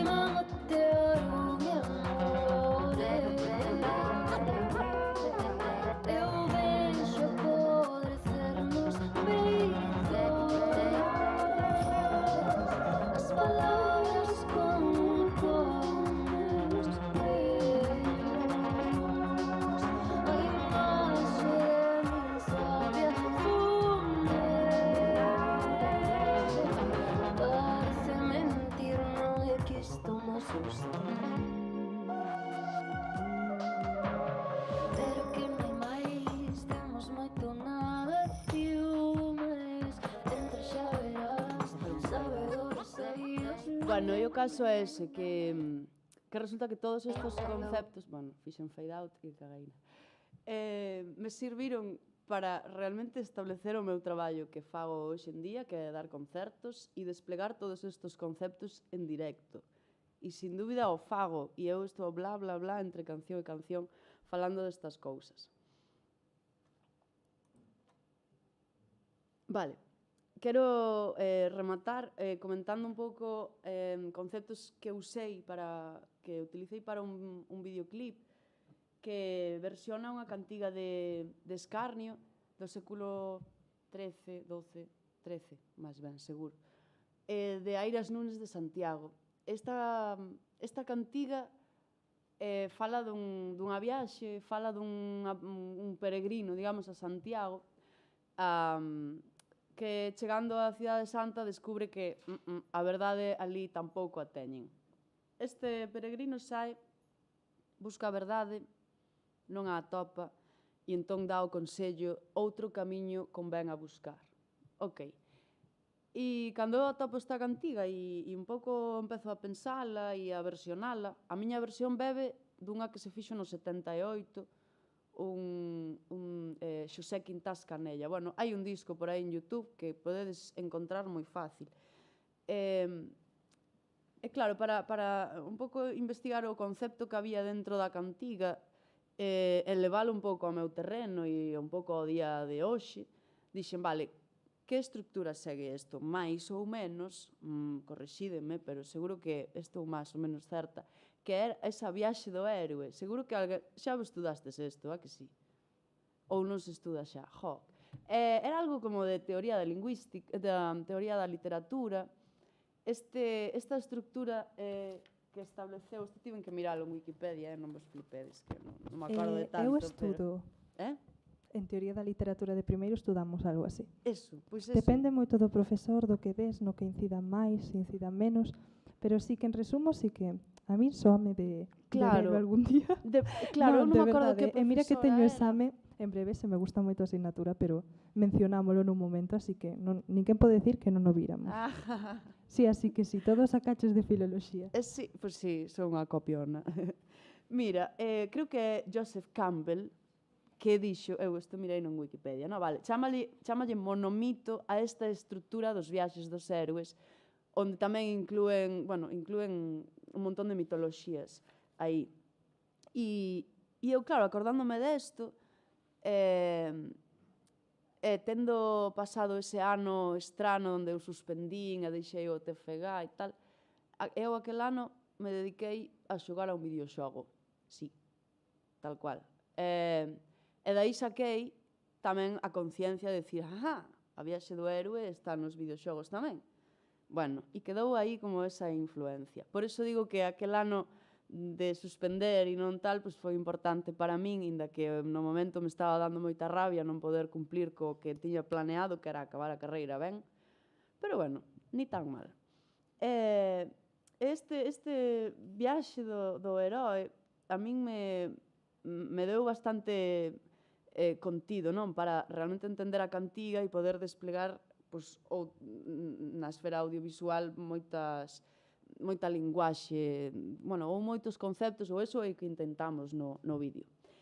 Para min esta personaxe da cantiga fai como unha catábase, que é como ese encontro cos demonios para afrontalos, pero resulta que non o consigue. Normalmente na viaxe do héroe eu creo que a estrutura normal é que se resolva, que volva a casa o heroe e que teña as cousas un pouco resoltas. Creo recordar. Pero claro, hai historias que se truncan polo camiño e a min é o que me daba esta cantiga. Bueno, aquí digo, a personaxe da cantiga está destinada a falar e esta imaxe, hai como un poemiña que fixen que sempre me gusta imaginar a este peregrino como cantándose a si mesmo esta cancionciña e autoboicoteando o seu propio destino. A ver se máis ou menos sei, porque isto é como poema canción. Dice: The eternal seek for those who weep, the eternal search for birds and perch. Pain, pain, pain, I reckon you fail. Pain, pain, pain. E imagino a este peregrino con esa canción na cabeza e non podendo ter éxito na súa viaxe porque está todo o rato pois, aí autoboicoteándose. Bueno, e máis ou menos o esquema que eu quería seguir era pois eso, unha introducción, un camiño que se vai desenvolvendo. Hai un personaxe no medio do vídeo, todo isto bebe do texto, está clarísimo que no texto está, na cantiga. Dice na cantiga, e nos mosteiros dos frades negrados a demandei, a verdade, e dixéronme que nada. Entón eu pensei, vale, ao mellor este verso, que é esta estrofa, que é a terceira, ten que ver con esos personaxes na viaxe do héroe que recomendaban ou que desmotivaban ou que, bueno, ese tipo de personaxes pois que tamén están presentes nos videoxogos, no? Pois tens que conseguir esa chave para abrir esta porta e poder seguir o camiño. E ao mellor, pois, se o consigues guai, se non, ao mellor hai outra alternativa. E despois, a chegada á Cidade Santa, que é o obxectivo do heroe neste caso, resulta ser un fail. E resulta que esta personaxe entra como un bucle, nunha locura, e a min me interesaba moito que a viaxe se resolvera catastróficamente, que é que este perde a cabeza. Vale, esta é a referencia do videoxogo que xoguei aquel verán e que me motivou. Dark Souls, tío. Sí. É boísimo. E que Dark Souls é moi interactivo e que tes que decidir moito. Sí. Eu solo xoguei aquel verán. Pois, teño que volver a xogar a videoxogos. Nos combates a dinámica extraña, deixolle seguir, que son unha friki tamén. Que crack. Eu teño que confesar, e xa que teño aquí unha experta, e seguro que te mola moito máis que a min, eu viña de non xogar a nunca videoxogos. Entón xoguei a este e xa me chegou. Non seguín xogando máis, pero me motivei bastante por ver esa estructura que eu estudara nas clases. Me gustou xogar aos videoxogos porque tiña sentido académico para min. Non era solo, te das golpes e matas a gente e tal. Non, tiña sentido épico, de verdad. É que o ten. Vamos a ver, quen crea os videoxogos? Seguro que hai filólogos aí. Que non? Frikis hai en todos lados. Ostris, non hai nada mellor que un bo libro, unha boa película, un bo videoxogo, unha boa historia. Exactamente. Etcétera. Todo é base do mesmo. Todo é... Claro, e todo se pode extrapolar. Quero dicir, os que crean videoxogos seguro que necesitan historiadores, necesitan filólogos e necesitan tal para que toda esa historia teña sentido, porque só o que pon a pasta... laborais. Non Outro día sabe. tivemos a unha traductora que se chamaba Andrea, que ainda que non traballou na industria dos videoxogos. Se estás vendo, Andrea, bueno, discúlpame, pero iso, ela estudou tamén traducción, sabes, máis específica para videoxogos, ela traduciu películas e tal, penso, pero bueno, tamén se meteu no rollo, entón, claro, quero dicir que hai saídas para todo, que ao final é o que diste, que se che gusta, que avante.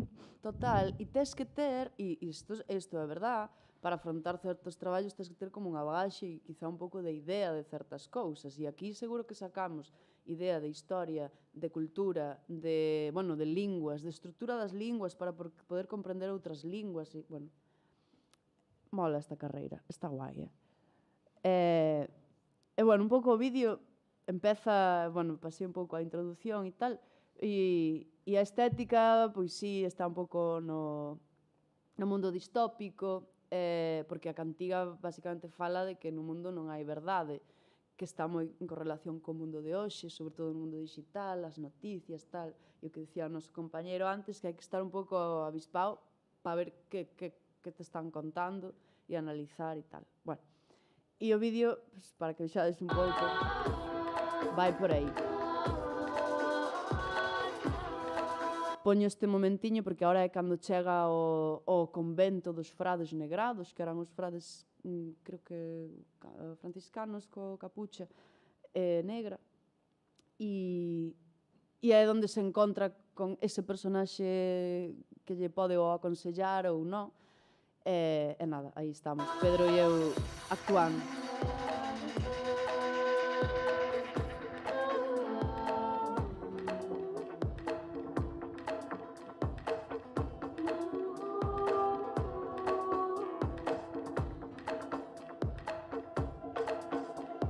mosteiros dos francos regos. Demandei a deixar-me assim, num bosque se fosse verdadeiro aqui. Que muitos anos havemos passado, que não morou nós que o pervo a fim. E não sabemos o ela agora este, ela é a vemos maiores cuidados.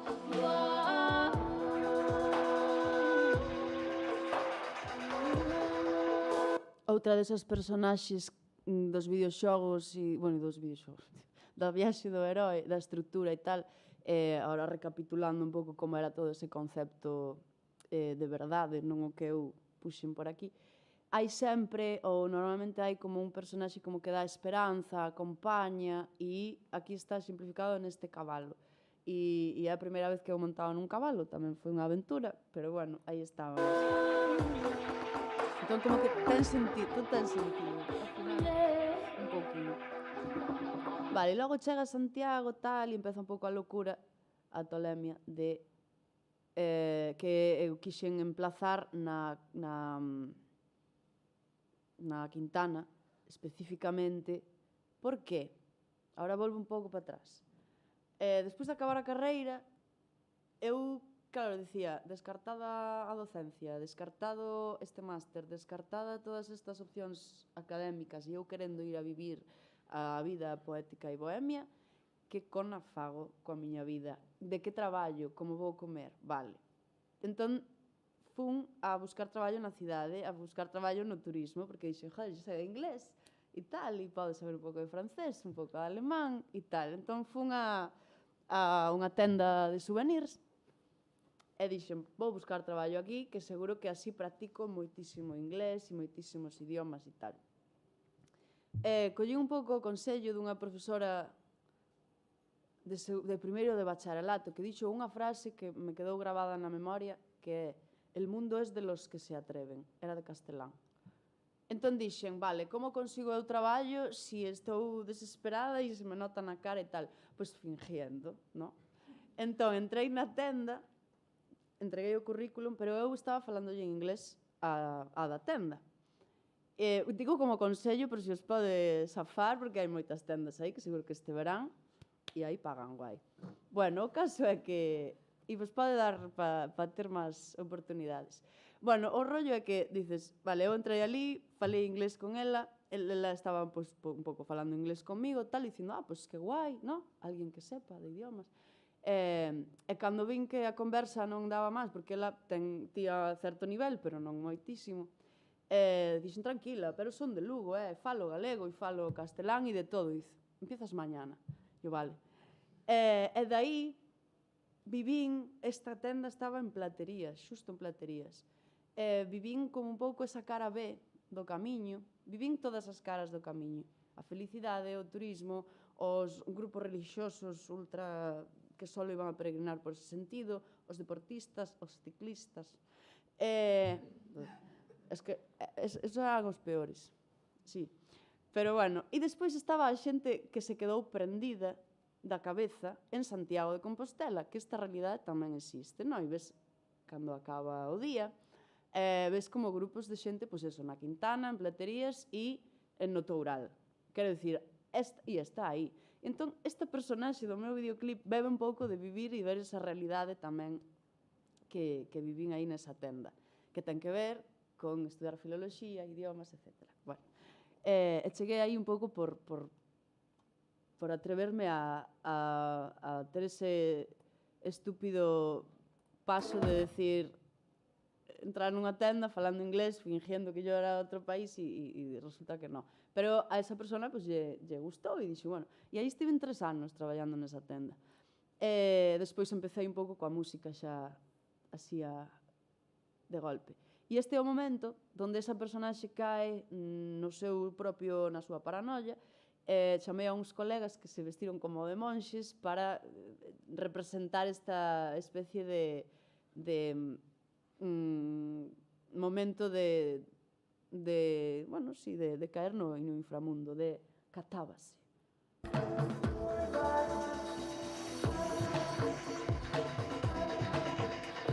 Caminho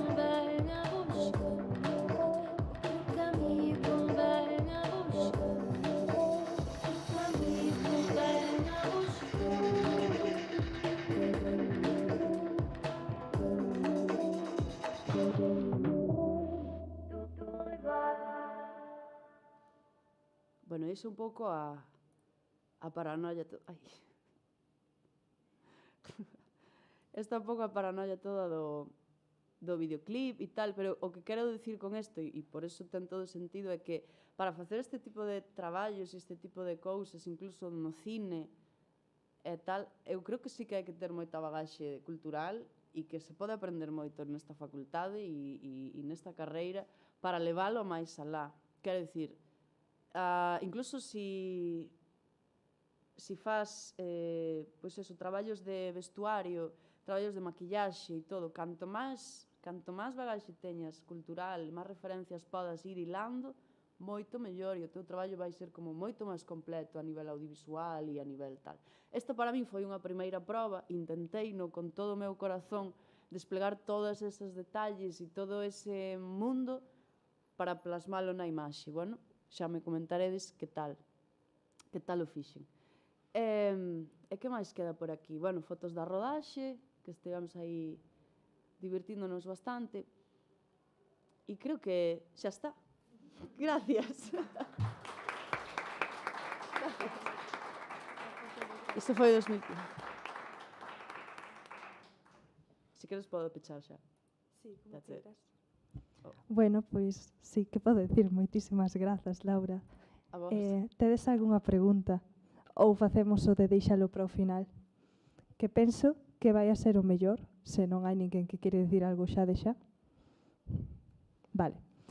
Pois ben, así mellor porque lle deixamos intervir a Marta, que tamén está aquí. Marta, benvida. Bueno, pois como dixen antes, Marta estudou... Queres que vaya poñendo isto? Fágote de compinche. Pero podes virte ti por aquí e cambiar despois. Bueno, sí. Claro.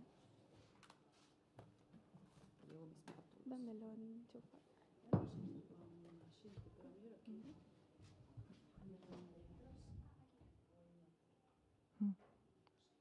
Bueno, que ia dicindo que Marta estudou tamén a mesma carreira, filoloxía inglesa, con minor en alemán. Así que tamén vai contar un pouco esa perspectiva, pero dende, bueno, o seu propio camiño na vida, que o que vimos aquí a escoitar de todos eles. Así que...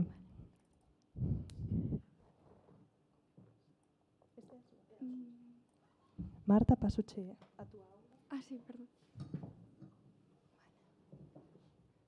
Pois deixo vos con ela. Un momento, no tiene PowerPoint esto, ¿sí, no? Para ver, o si no lo vemos desde el PDF, da igual. Non teño ni idea. Pero igual se lle das aí... Se lle das as frechiñas e o faz grande, logo vas pasando. Vale, Sí. vale, perfecto. Bueno, pues, ¿me escucháis bien? Sí. Bueno, pues como Laura, yo estudié el grado de inglés con minor en alemán, que también, qué casualidad que hayamos coincidido en las dos. Y bueno, y ahora mismo soy la responsable de SEO de la empresa Crack, que no sé si os suena, pero es una empresa... ¿Ah, sí? Es una empresa de calzado que, bueno, que tiene su tienda online y bueno, ya os contaré un poquito más adelante más sobre la empresa y eso. Pero sobre todo el inicio de la presentación quiero hablaros un poco pues, de cómo eso, una estudiante de filología pues acaba en una empresa de calzado que en principio no debería tener nada que ver con eso. Entonces, como os decía, yo estudié el grado de Lengua y Literatura Inglesa con minor en alemán y terminé también en el 2018, porque también la hice en 5 años, no terminé en 4. Pero bueno, también quiero hacer hincapié que acabar la carrera con un año más tarde o por las casuísticas que sean no es un fracaso y al contrario te puede abrir muchísimas puertas que no contabas y también es parte del aprendizaje. Y bueno, me fui de Erasmus también a Alemania. Yo estuve 2 cuatrimestres en Friburgo, que hace casi frontera con Suiza y con Francia. Y nada, estuve eso, compartiendo piso con unos estudiantes alemanes y bueno, pues eso, viví un sistema educativo totalmente distinto al de aquí, con clases muy pequeñas, en las que de hecho eran simplemente 2 horas a la semana por asignatura y el profesor era prácticamente un mero guía. O sea, la clase la dábamos nosotros y de hecho tampoco teníamos exámenes porque como la clase la dábamos nosotros, nos estaban evaluando absolutamente todos los días. Entonces, pues evidentemente aprendí muchísimo alemán. De hecho, yo en mi día a día hablaba totalmente en alemán. Y hasta el tal punto que llegaba a las clases de inglés, tenía que hacer una exposición en inglés y a veces me salían palabras en alemán y se reían, decían, pero tú no eres española. Y yo, sí. Y bueno, eso es un poco así como la anécdota. Después eso, volví, evidentemente hice cuarto y como os decía, pues también me quedaron 2 asignaturas y dejé el TFG. Entonces, como las 2 asignaturas que había suspendido eran también del primer cuatrimestre, me quedaba el segundo cuatrimestre pues más liberado. Entonces, de casualidad, recibí un correo de la profesora María José, que da la asignatura de, o por lo menos en mi momento daba la asignatura de traducción español-alemán, sobre unas prácticas en el Landkreis de Osnabrück, que el Landkreis, para que no lo sepáis, es como un organismo público del estilo a la Xunta, una cosa parecida. Y era un proyecto en el que básicamente pues, contactaban con alumnos de formación profesional de institutos españoles para llevarlos a Alemania a hacer sus prácticas. Y estos alumnos no sabían absolutamente nada de alemán. Entonces, el papel que tenía que hacer yo en estas prácticas, junto con otras compañeras, era un poco tareas de traducción y a la vez de administración, en el sentido de que nosotros nos teníamos que poner en contacto con las empresas en Alemania y gestionar como estas prácticas de estos alumnos que venían. Y a su vez, enseñar a estos alumnos que venían de España a Alemania alemán. ¿Y cómo lo hacíamos? Pues creamos una especie de diccionario con imágenes, porque claro, además eran de formación profesional, pues del estilo, yo qué sé, a lo mejor cosas que ver con la electricidad, con la fontanería, de todo tipo. Y claro, pues herramientas tan básicas para ellos como, yo qué sé, un destornillador, pues no sabían decirlo en alemán. Entonces, si un compañero en el trabajo le decía, pásame el destornillador, no sabían lo que era. Entonces, era eso, un poco un diccionario de imágenes con cosas muy específicas de lo que tendrían que hacer en su día a día. Además, evidentemente, de también pues darles un poquito de base pues, para poder tener una conversación y no simplemente estar aprendiendo herramientas, ¿no? Y eso, estas prácticas fueron 3 meses, que la verdad me encantó las prácticas, o sea, por mí me hubiese quedado, pero tenía un TFG que exponer y que defender. Entonces me volví y estuve viviendo con una familia alemana también durante esas prácticas, que también con la que aprendí un montón y bueno, una experiencia súper recomendable. Y como os decía, eso, me tuve que volver porque me estaba esperando Emma Donoghue con su novela Room. Este fue mi TFG, en el que, no sé si os sonará, la película fue ganadora de Oscars, la película se llama La habitación y está basada en esta novela, que es, la verdad es una novela muy trágica porque va de una chica a la que secuestran y la mantienen en una habitación y acaba teniendo un hijo con el secuestrador, y la novela, sin embargo, está escrita desde el punto de vista del niño, es decir, el niño solo ha visto del mundo esa habitación en la que están encerrados. Entonces, es triste porque tú eres consciente de lo que está ocurriendo, pero a la vez tiene incluso momentos cómicos porque está escrito desde el punto de vista de un niño que tiene 6 años. Finalmente acaba bien y se escapan, pero bueno, eso. Súper interesante ver ese análisis de cómo está hablando de cosas súper horribles desde el punto de vista de un niño y con vocabulario de un niño que no conoce el mundo real. Y ese fue mi TFG. Después me pasó lo que supongo que todos en cuarto estáis pensando, ¿y ahora qué? Vale, he defendido el TFG, ¿y ahora qué hago con mi vida? Sobre todo, si, como yo, no tenéis claro que queréis ser profesores, porque yo no lo tenía nada claro. ¿Qué pasa? Que como aparentemente parece que es como la salida obvia, ¿no? Estudio filología, pues voy a acabar siendo profe de inglés o profe de alemán o lo que sea, pues un poco también convencida por mi entorno y mis padres, dije, bueno, pues voy a hacer el máster de profesorado, pero lo hice a distancia porque dije, vale, sí, pero yo quiero ya trabajar, hacer cosas, no quiero simplemente ir a clase. Entonces, eso, hice el máster de formación al profesorado mientras daba clases de inglés en una academia. Y eso, la verdad, el máster iba con unas expectativas nulas, me encantó y dije, uy, pues a lo mejor ser profe no está tan mal. Pero no estaba convencida del todo. Sobre todo porque era, vale, he terminado el máster, ¿qué me toca? Opositar. Pues no me apetece ponerme ya con una oposición y tener como mi vida ya definida para siempre. Entonces, os preguntaréis, entonces, ¿cómo llegaste a Crack? Bueno, pues yo decidí que no quería preparar las oposiciones, que quería mejorar mi inglés y buscarme trabajo de lo que sea en Dublín, porque en ese momento también venía un poco lo del Brexit y tal, y entonces dije, mejor me voy a Dublín, que es euro, y eso, además, como os decía, mis experiencias anteriores habían sido todas en Alemania, aunque había estudiado filología inglesa, dije, voy a Dublín. Entonces, me compré el billete de ida a Dublín, sin billete de vuelta, dije, me buscaré trabajo de lo que sea, de dependienta, de camarera, me da igual. Lo que sí, ya antes de irme, yo ya estaba como preparando mis entrevistas, pues haciendo como simulacros de, bueno, si me preguntan esto, buscando también muchas cosas por internet. Pero bueno, de repente encontré en LinkedIn y me pareció esto, en Pontevedra, porque yo soy de Pontevedra.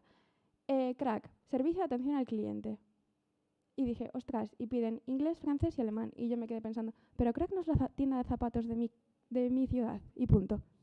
¿Por qué piden inglés, francés y alemán? O sea, además los tres, o sea, ambiciosos.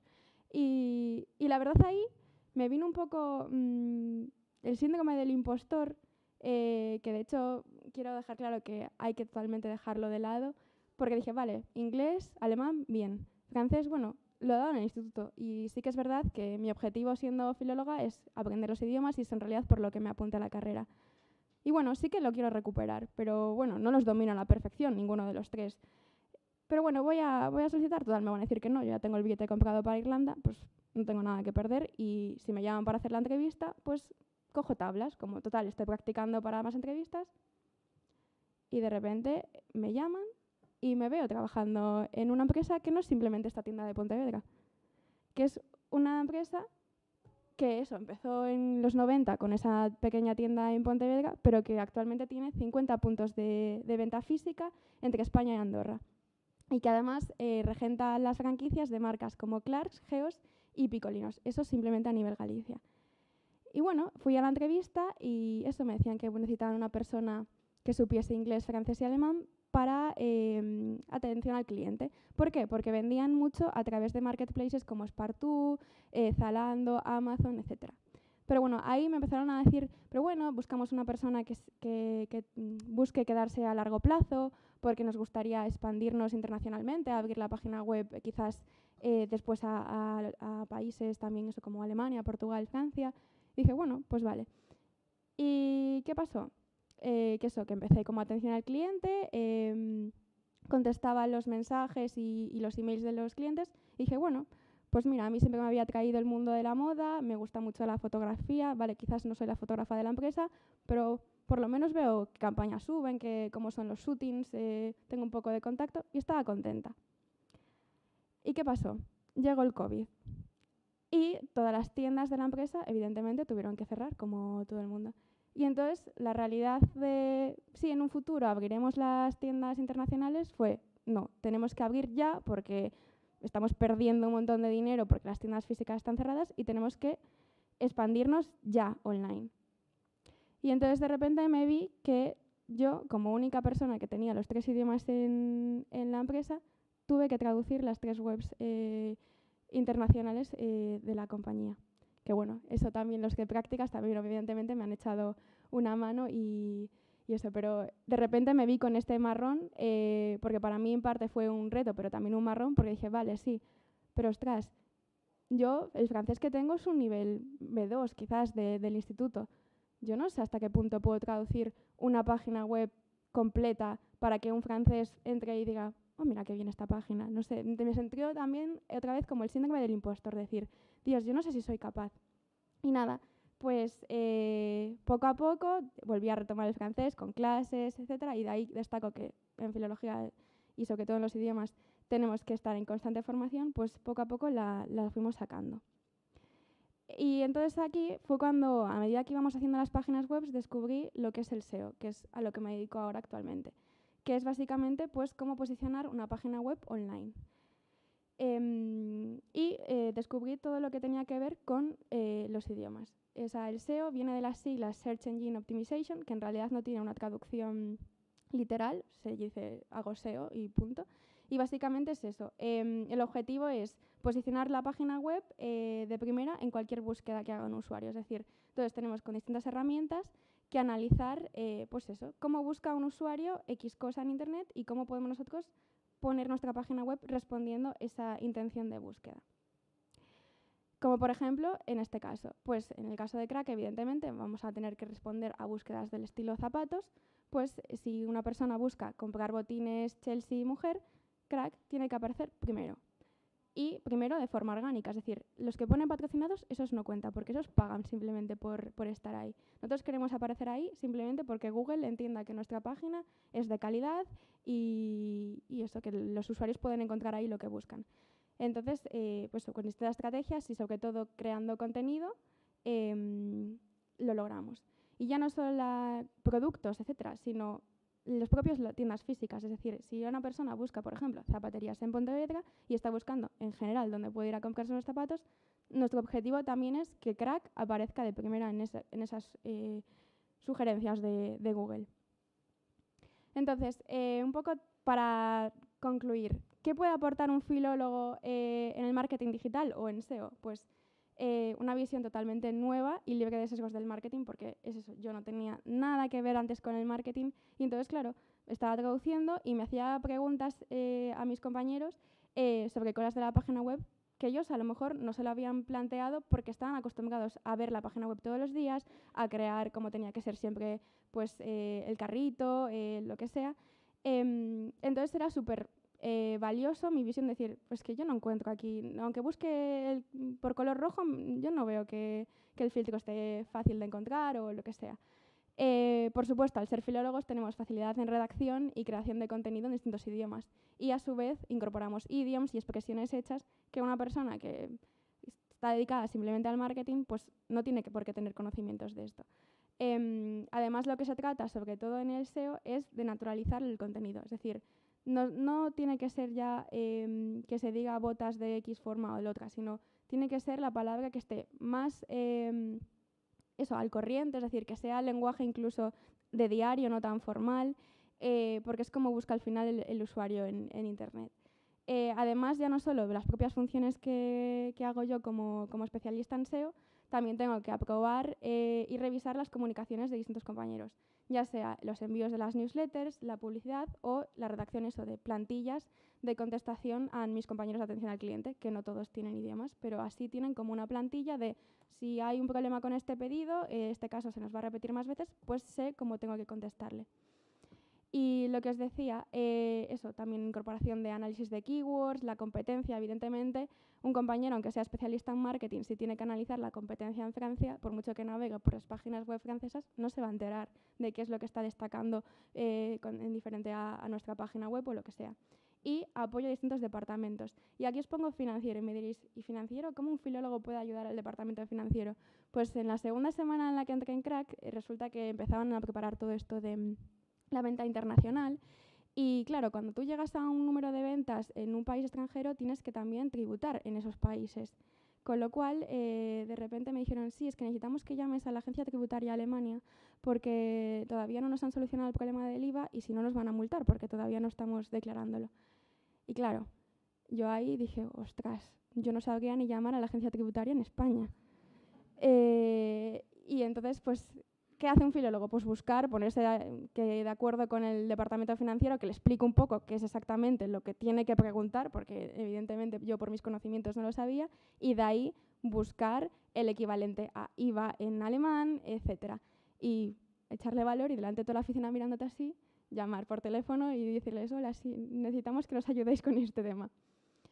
Y bueno, ya por último, a pesar de todas estas como habilidades o capacidades profesionales que podemos aportar como filólogos, yo creo que lo importante es eso, que yo creo que miedos y vergüenza de decir, Dios, sí, sé tantos idiomas, pero a lo mejor no los sé todos a la perfección, o fuera miedos porque es eso. Después resulta que llegas y claro, pedían 3 idiomas porque nadie en la empresa tenía 3 idiomas y de repente es eso, a lo mejor no te han hecho muchas pruebas para saber si de verdad tenías ese nivel, pero te están diciendo al segundo día, llama a agencia tributaria. Y claro, o sea, ahí si te has metido el farol de sí sé alemán, ya te han pillado.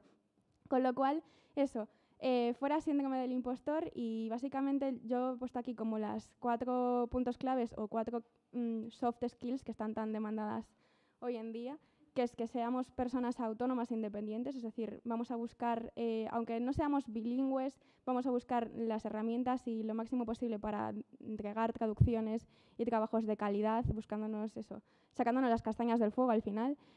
También tenemos eso, la posibilidad, o sea, la capacidad de ser empáticos, es decir, precisamente como conocemos la cultura de un país como Alemania, etcétera, por nuestro grado de filología, pues también vamos a ser más empáticos y tenemos que atender a ese cliente y sabemos en qué decir, cómo su vida de día, etcétera. También, evidentemente, hemos tenido en las clases interactivas trabajos en equipo, etcétera, que eso está súper bien valorado ahora mismo. Y por el mismo carácter de filología, de aprender idiomas, etcétera, pues yo creo que un filólogo es una persona proactiva, dinámica e inconformista, con lo mismo.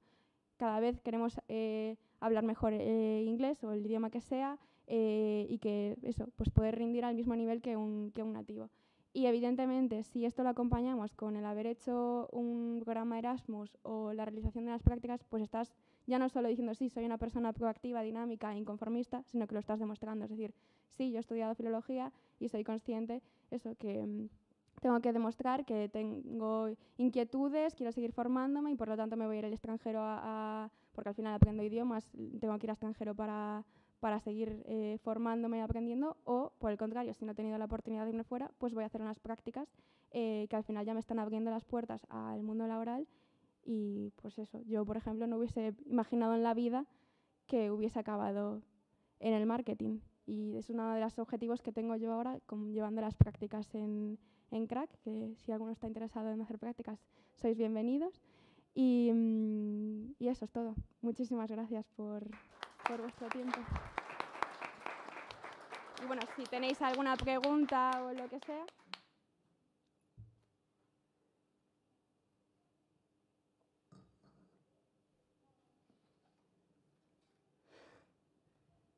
Pues nada, no hay preguntas. Eu penso que é porque o aclaraste xa moi ben. No, en serio. Pois nada, paréceme, que podo dicir? Eu penso que cando digo estas cousas que realmente é algo que todo o mundo pensa en algún momento, é que é moi interesante, porque, por exemplo, agora que estades vos aquí, faisenos tamén curioso, tamén sobre todo despois de pasar onte polas anteriores persoas que viñeron, que nos contaron a súa perspectiva, que nos contaron que fixeron despois. Sabes, as diferencias entre persoas, obxectivos, entre cambios que dá a vida, as vicisitudes que te levan a un sitio ou a outro, actitudes, pero todas, polo que vexo, chegan, non sei, todas as persoas chegan desa mesma conclusión, que é, bueno, empatía, nunca deixar de formarse, ser atrevido, sí. Que non che de medo tomar o camiño que non é o característico típico para o que xa están postas as pedriñas, digamos que docencia e investigación, que, bueno, eu penso que é totalmente respetable e obviamente hai moitísimas persoas que están niso e moitas outras que queren ir. Eu ainda non sei moi ben que vou facer coa miña vida, tampouco, pero bueno, forma parte diso todo. Pero, claro, estas charlas eran para iso, para que nós, sobre todo os de cuarto, están ali, que están a piques de facer o TFG, non? E de presentalo, e todo o tema. Elas, por exemplo. Sí. Vexo caras de ilusión. Teñen xa face de ir a presentar o TFG. Moito ánimo, moito Sí, ánimo. sí. Pois iso, que como que é moi instructivo. Tamén hai ali ao fondo dous compañeros meus de primeiro e as persoas que nos estén vendo en streaming que non sabemos nin de que cursos, nin de que graos son, pero que tamén imagino que lles interesará totalmente isto. E, bueno, pois o tema que era saber realmente que actitudes podemos ter, que obxectivos podemos chegar a conseguir. Ver os exemplos de persoas que ao mellor dicían vou a facer isto ou non vou a facer isto e ao final outra cousa ou sí que o conseguiron e depende, e ver como todos eses portos ao final chegan a un bo punto, é dicir, no que vos estades conformes co vosso traballo, co que facedes. Claro, e o que decía ela exactamente, ese rexeitar o síndrome da impostora ou do impostor e dicir, vale, espera, e se non sei algo, o vou aprender e seguramente teño oportunidades para equivocarme moitísimas, sabes? É verdad que todas esas dúbidas que ti estabas comentando despois do TFG e tal, pois é que as vades ter, as tivemos todos, as tiveron os vosos profesores, e se non admiten isto, están mentindo. Isto é así. E hai que quitar un pouco esa dúbida de enriba para encamiñarse a probar, porque non sabes ao final o que te pode deparar, e seguramente sí que teñas os recursos para afrontar o que te están comentando. E tendo estudiado isto, pois é que o que dices ti, ao final como que hai que redescubrir, dice, espera, pero sí que sei isto. Ok, pois vou probar. Tal cual. Así que sapere aude. Claro, ademais, é iso. Eu penso que a nosa facultade, aparte vendo en vos, non? Como que saca persoas moi distintas, e iso é o que chama a atención, e o que quizáis nos fai unha facultade tan Unha fauna. dinámica e simpática. Como? Pois somos diversos, ou non? Está Sí, guai tamén. eu falei no tamén outro día cos conserxes, que tamén son persoas moi simpáticas que merece a pena coñecer, que dicían que esta facultade, o primeiro día que cheguei, dixéronme, esta facultade, ti non teñas medo, porque eu estaba moi nerviosa, claro, como todo o mundo. Decíanme, non, ti non teñas medo, que esta facultade, de verdade, pronto descubrirás que é unha das facultades máis familiares de Santiago. Claro, eu viñalle xa, pero que o instituto, levante da man, non sei que. Todos os profesores din, vades sufrir na universidade, porque xa os profesores son distantes, xa non hai contacto persoal, non lles importades, non sei que. Eu, claro, viña en flag, ai, Dios mío, que eu xa tiña profesores que eran como pais, sabes, que eran papá Pernas de Historia, mamá Belén de grego, etcétera, etcétera. E claro, dicía, chego á universidade, non sei que, xa ninguén se vai interesar por min, podo caer morta nunha cuneta e ninguén lle importa, de forma exagerada, pero bueno. E dixeronme, no, ti tranquila. Nesta facultade todo o mundo é moi familiar e créeme, comparado con todas as universidades de Santiago, Filoloxía é xenial, por varias razóns. Porque hai moitísima diversidade, moitísimos graus, moitísima xente, veñen Erasmus, ven unha serie de cosmopolitismo que o que fai que supoño que sexa todo tan ameno e que nos levemos tan ben, que é precisamente ese rollo de ter distintas mentalidades. Eu estou contenta con iso e non sei que opinades as persoas que estades en cuarto, pero non sei, eu teño esperanzas con respecto ao desenvolvemento da carreira e o que poida aportar nunha persoa que sexa un alumno, sabes? Que a veces a condición de alumno te fai persoa. E gustoume moito ver como todas as persoas que pasaron por aquí, que pasastes por aquí e que ainda estades aquí, pois como fostes recollendo cousas da carreira e o mellor ti expresaches nas túas cancións, porque ti eres unha persoa así, artística, creativa. Ti colliches e dixeches, eu literatura, eu romper con todo, eu... Claro, a min gustaba todo o que estudaba, pero sabía, de feito, dende o meu interior, que digo, si estudo un máster ou se estudo o de profesorado, tal, sei que vou estar mintíndome a min mesma e seguramente seña a peor profesora do mundo, si acabo isto e exerzo de profesora. Digo, non. Entón, evitei facer ese camiño, inda que sí que tive un intento aí un pouco por probar un curso do Instituto Cervantes, isto non o comentei, pero de español para estranjeros. Non sabía que facía ali. Non sabía, eran 4 semanas, foi caro de carai. E a mí non me mereceu a pena. E, de feito, descartar todas esas opcións, descartar a oportunidade de ir de au pair a Alemania tamén para tal. Eu a esta señora da casa que me iba a contratar para ser cuidadora dos seus fillos, eu dixenlle, mira, es que tengo unha carreira musical que tengo que seguir desarrollando. E eu tocaba nos bares por 60 euros, quero dicir, non tiña unha carreira musical, pero tiña a clarividencia de creo que non quero este camiño, creo que non. E achegábame a compoñer cancións desa forma, non? Como dicir, vale, isto non. O que quero é isto. E sí, é que a vida, quen sabe? Non sei, pero hai que aproveitar todo o que un estuda, o que un ten, porque se pode desplegar de moitas formas, xa ves?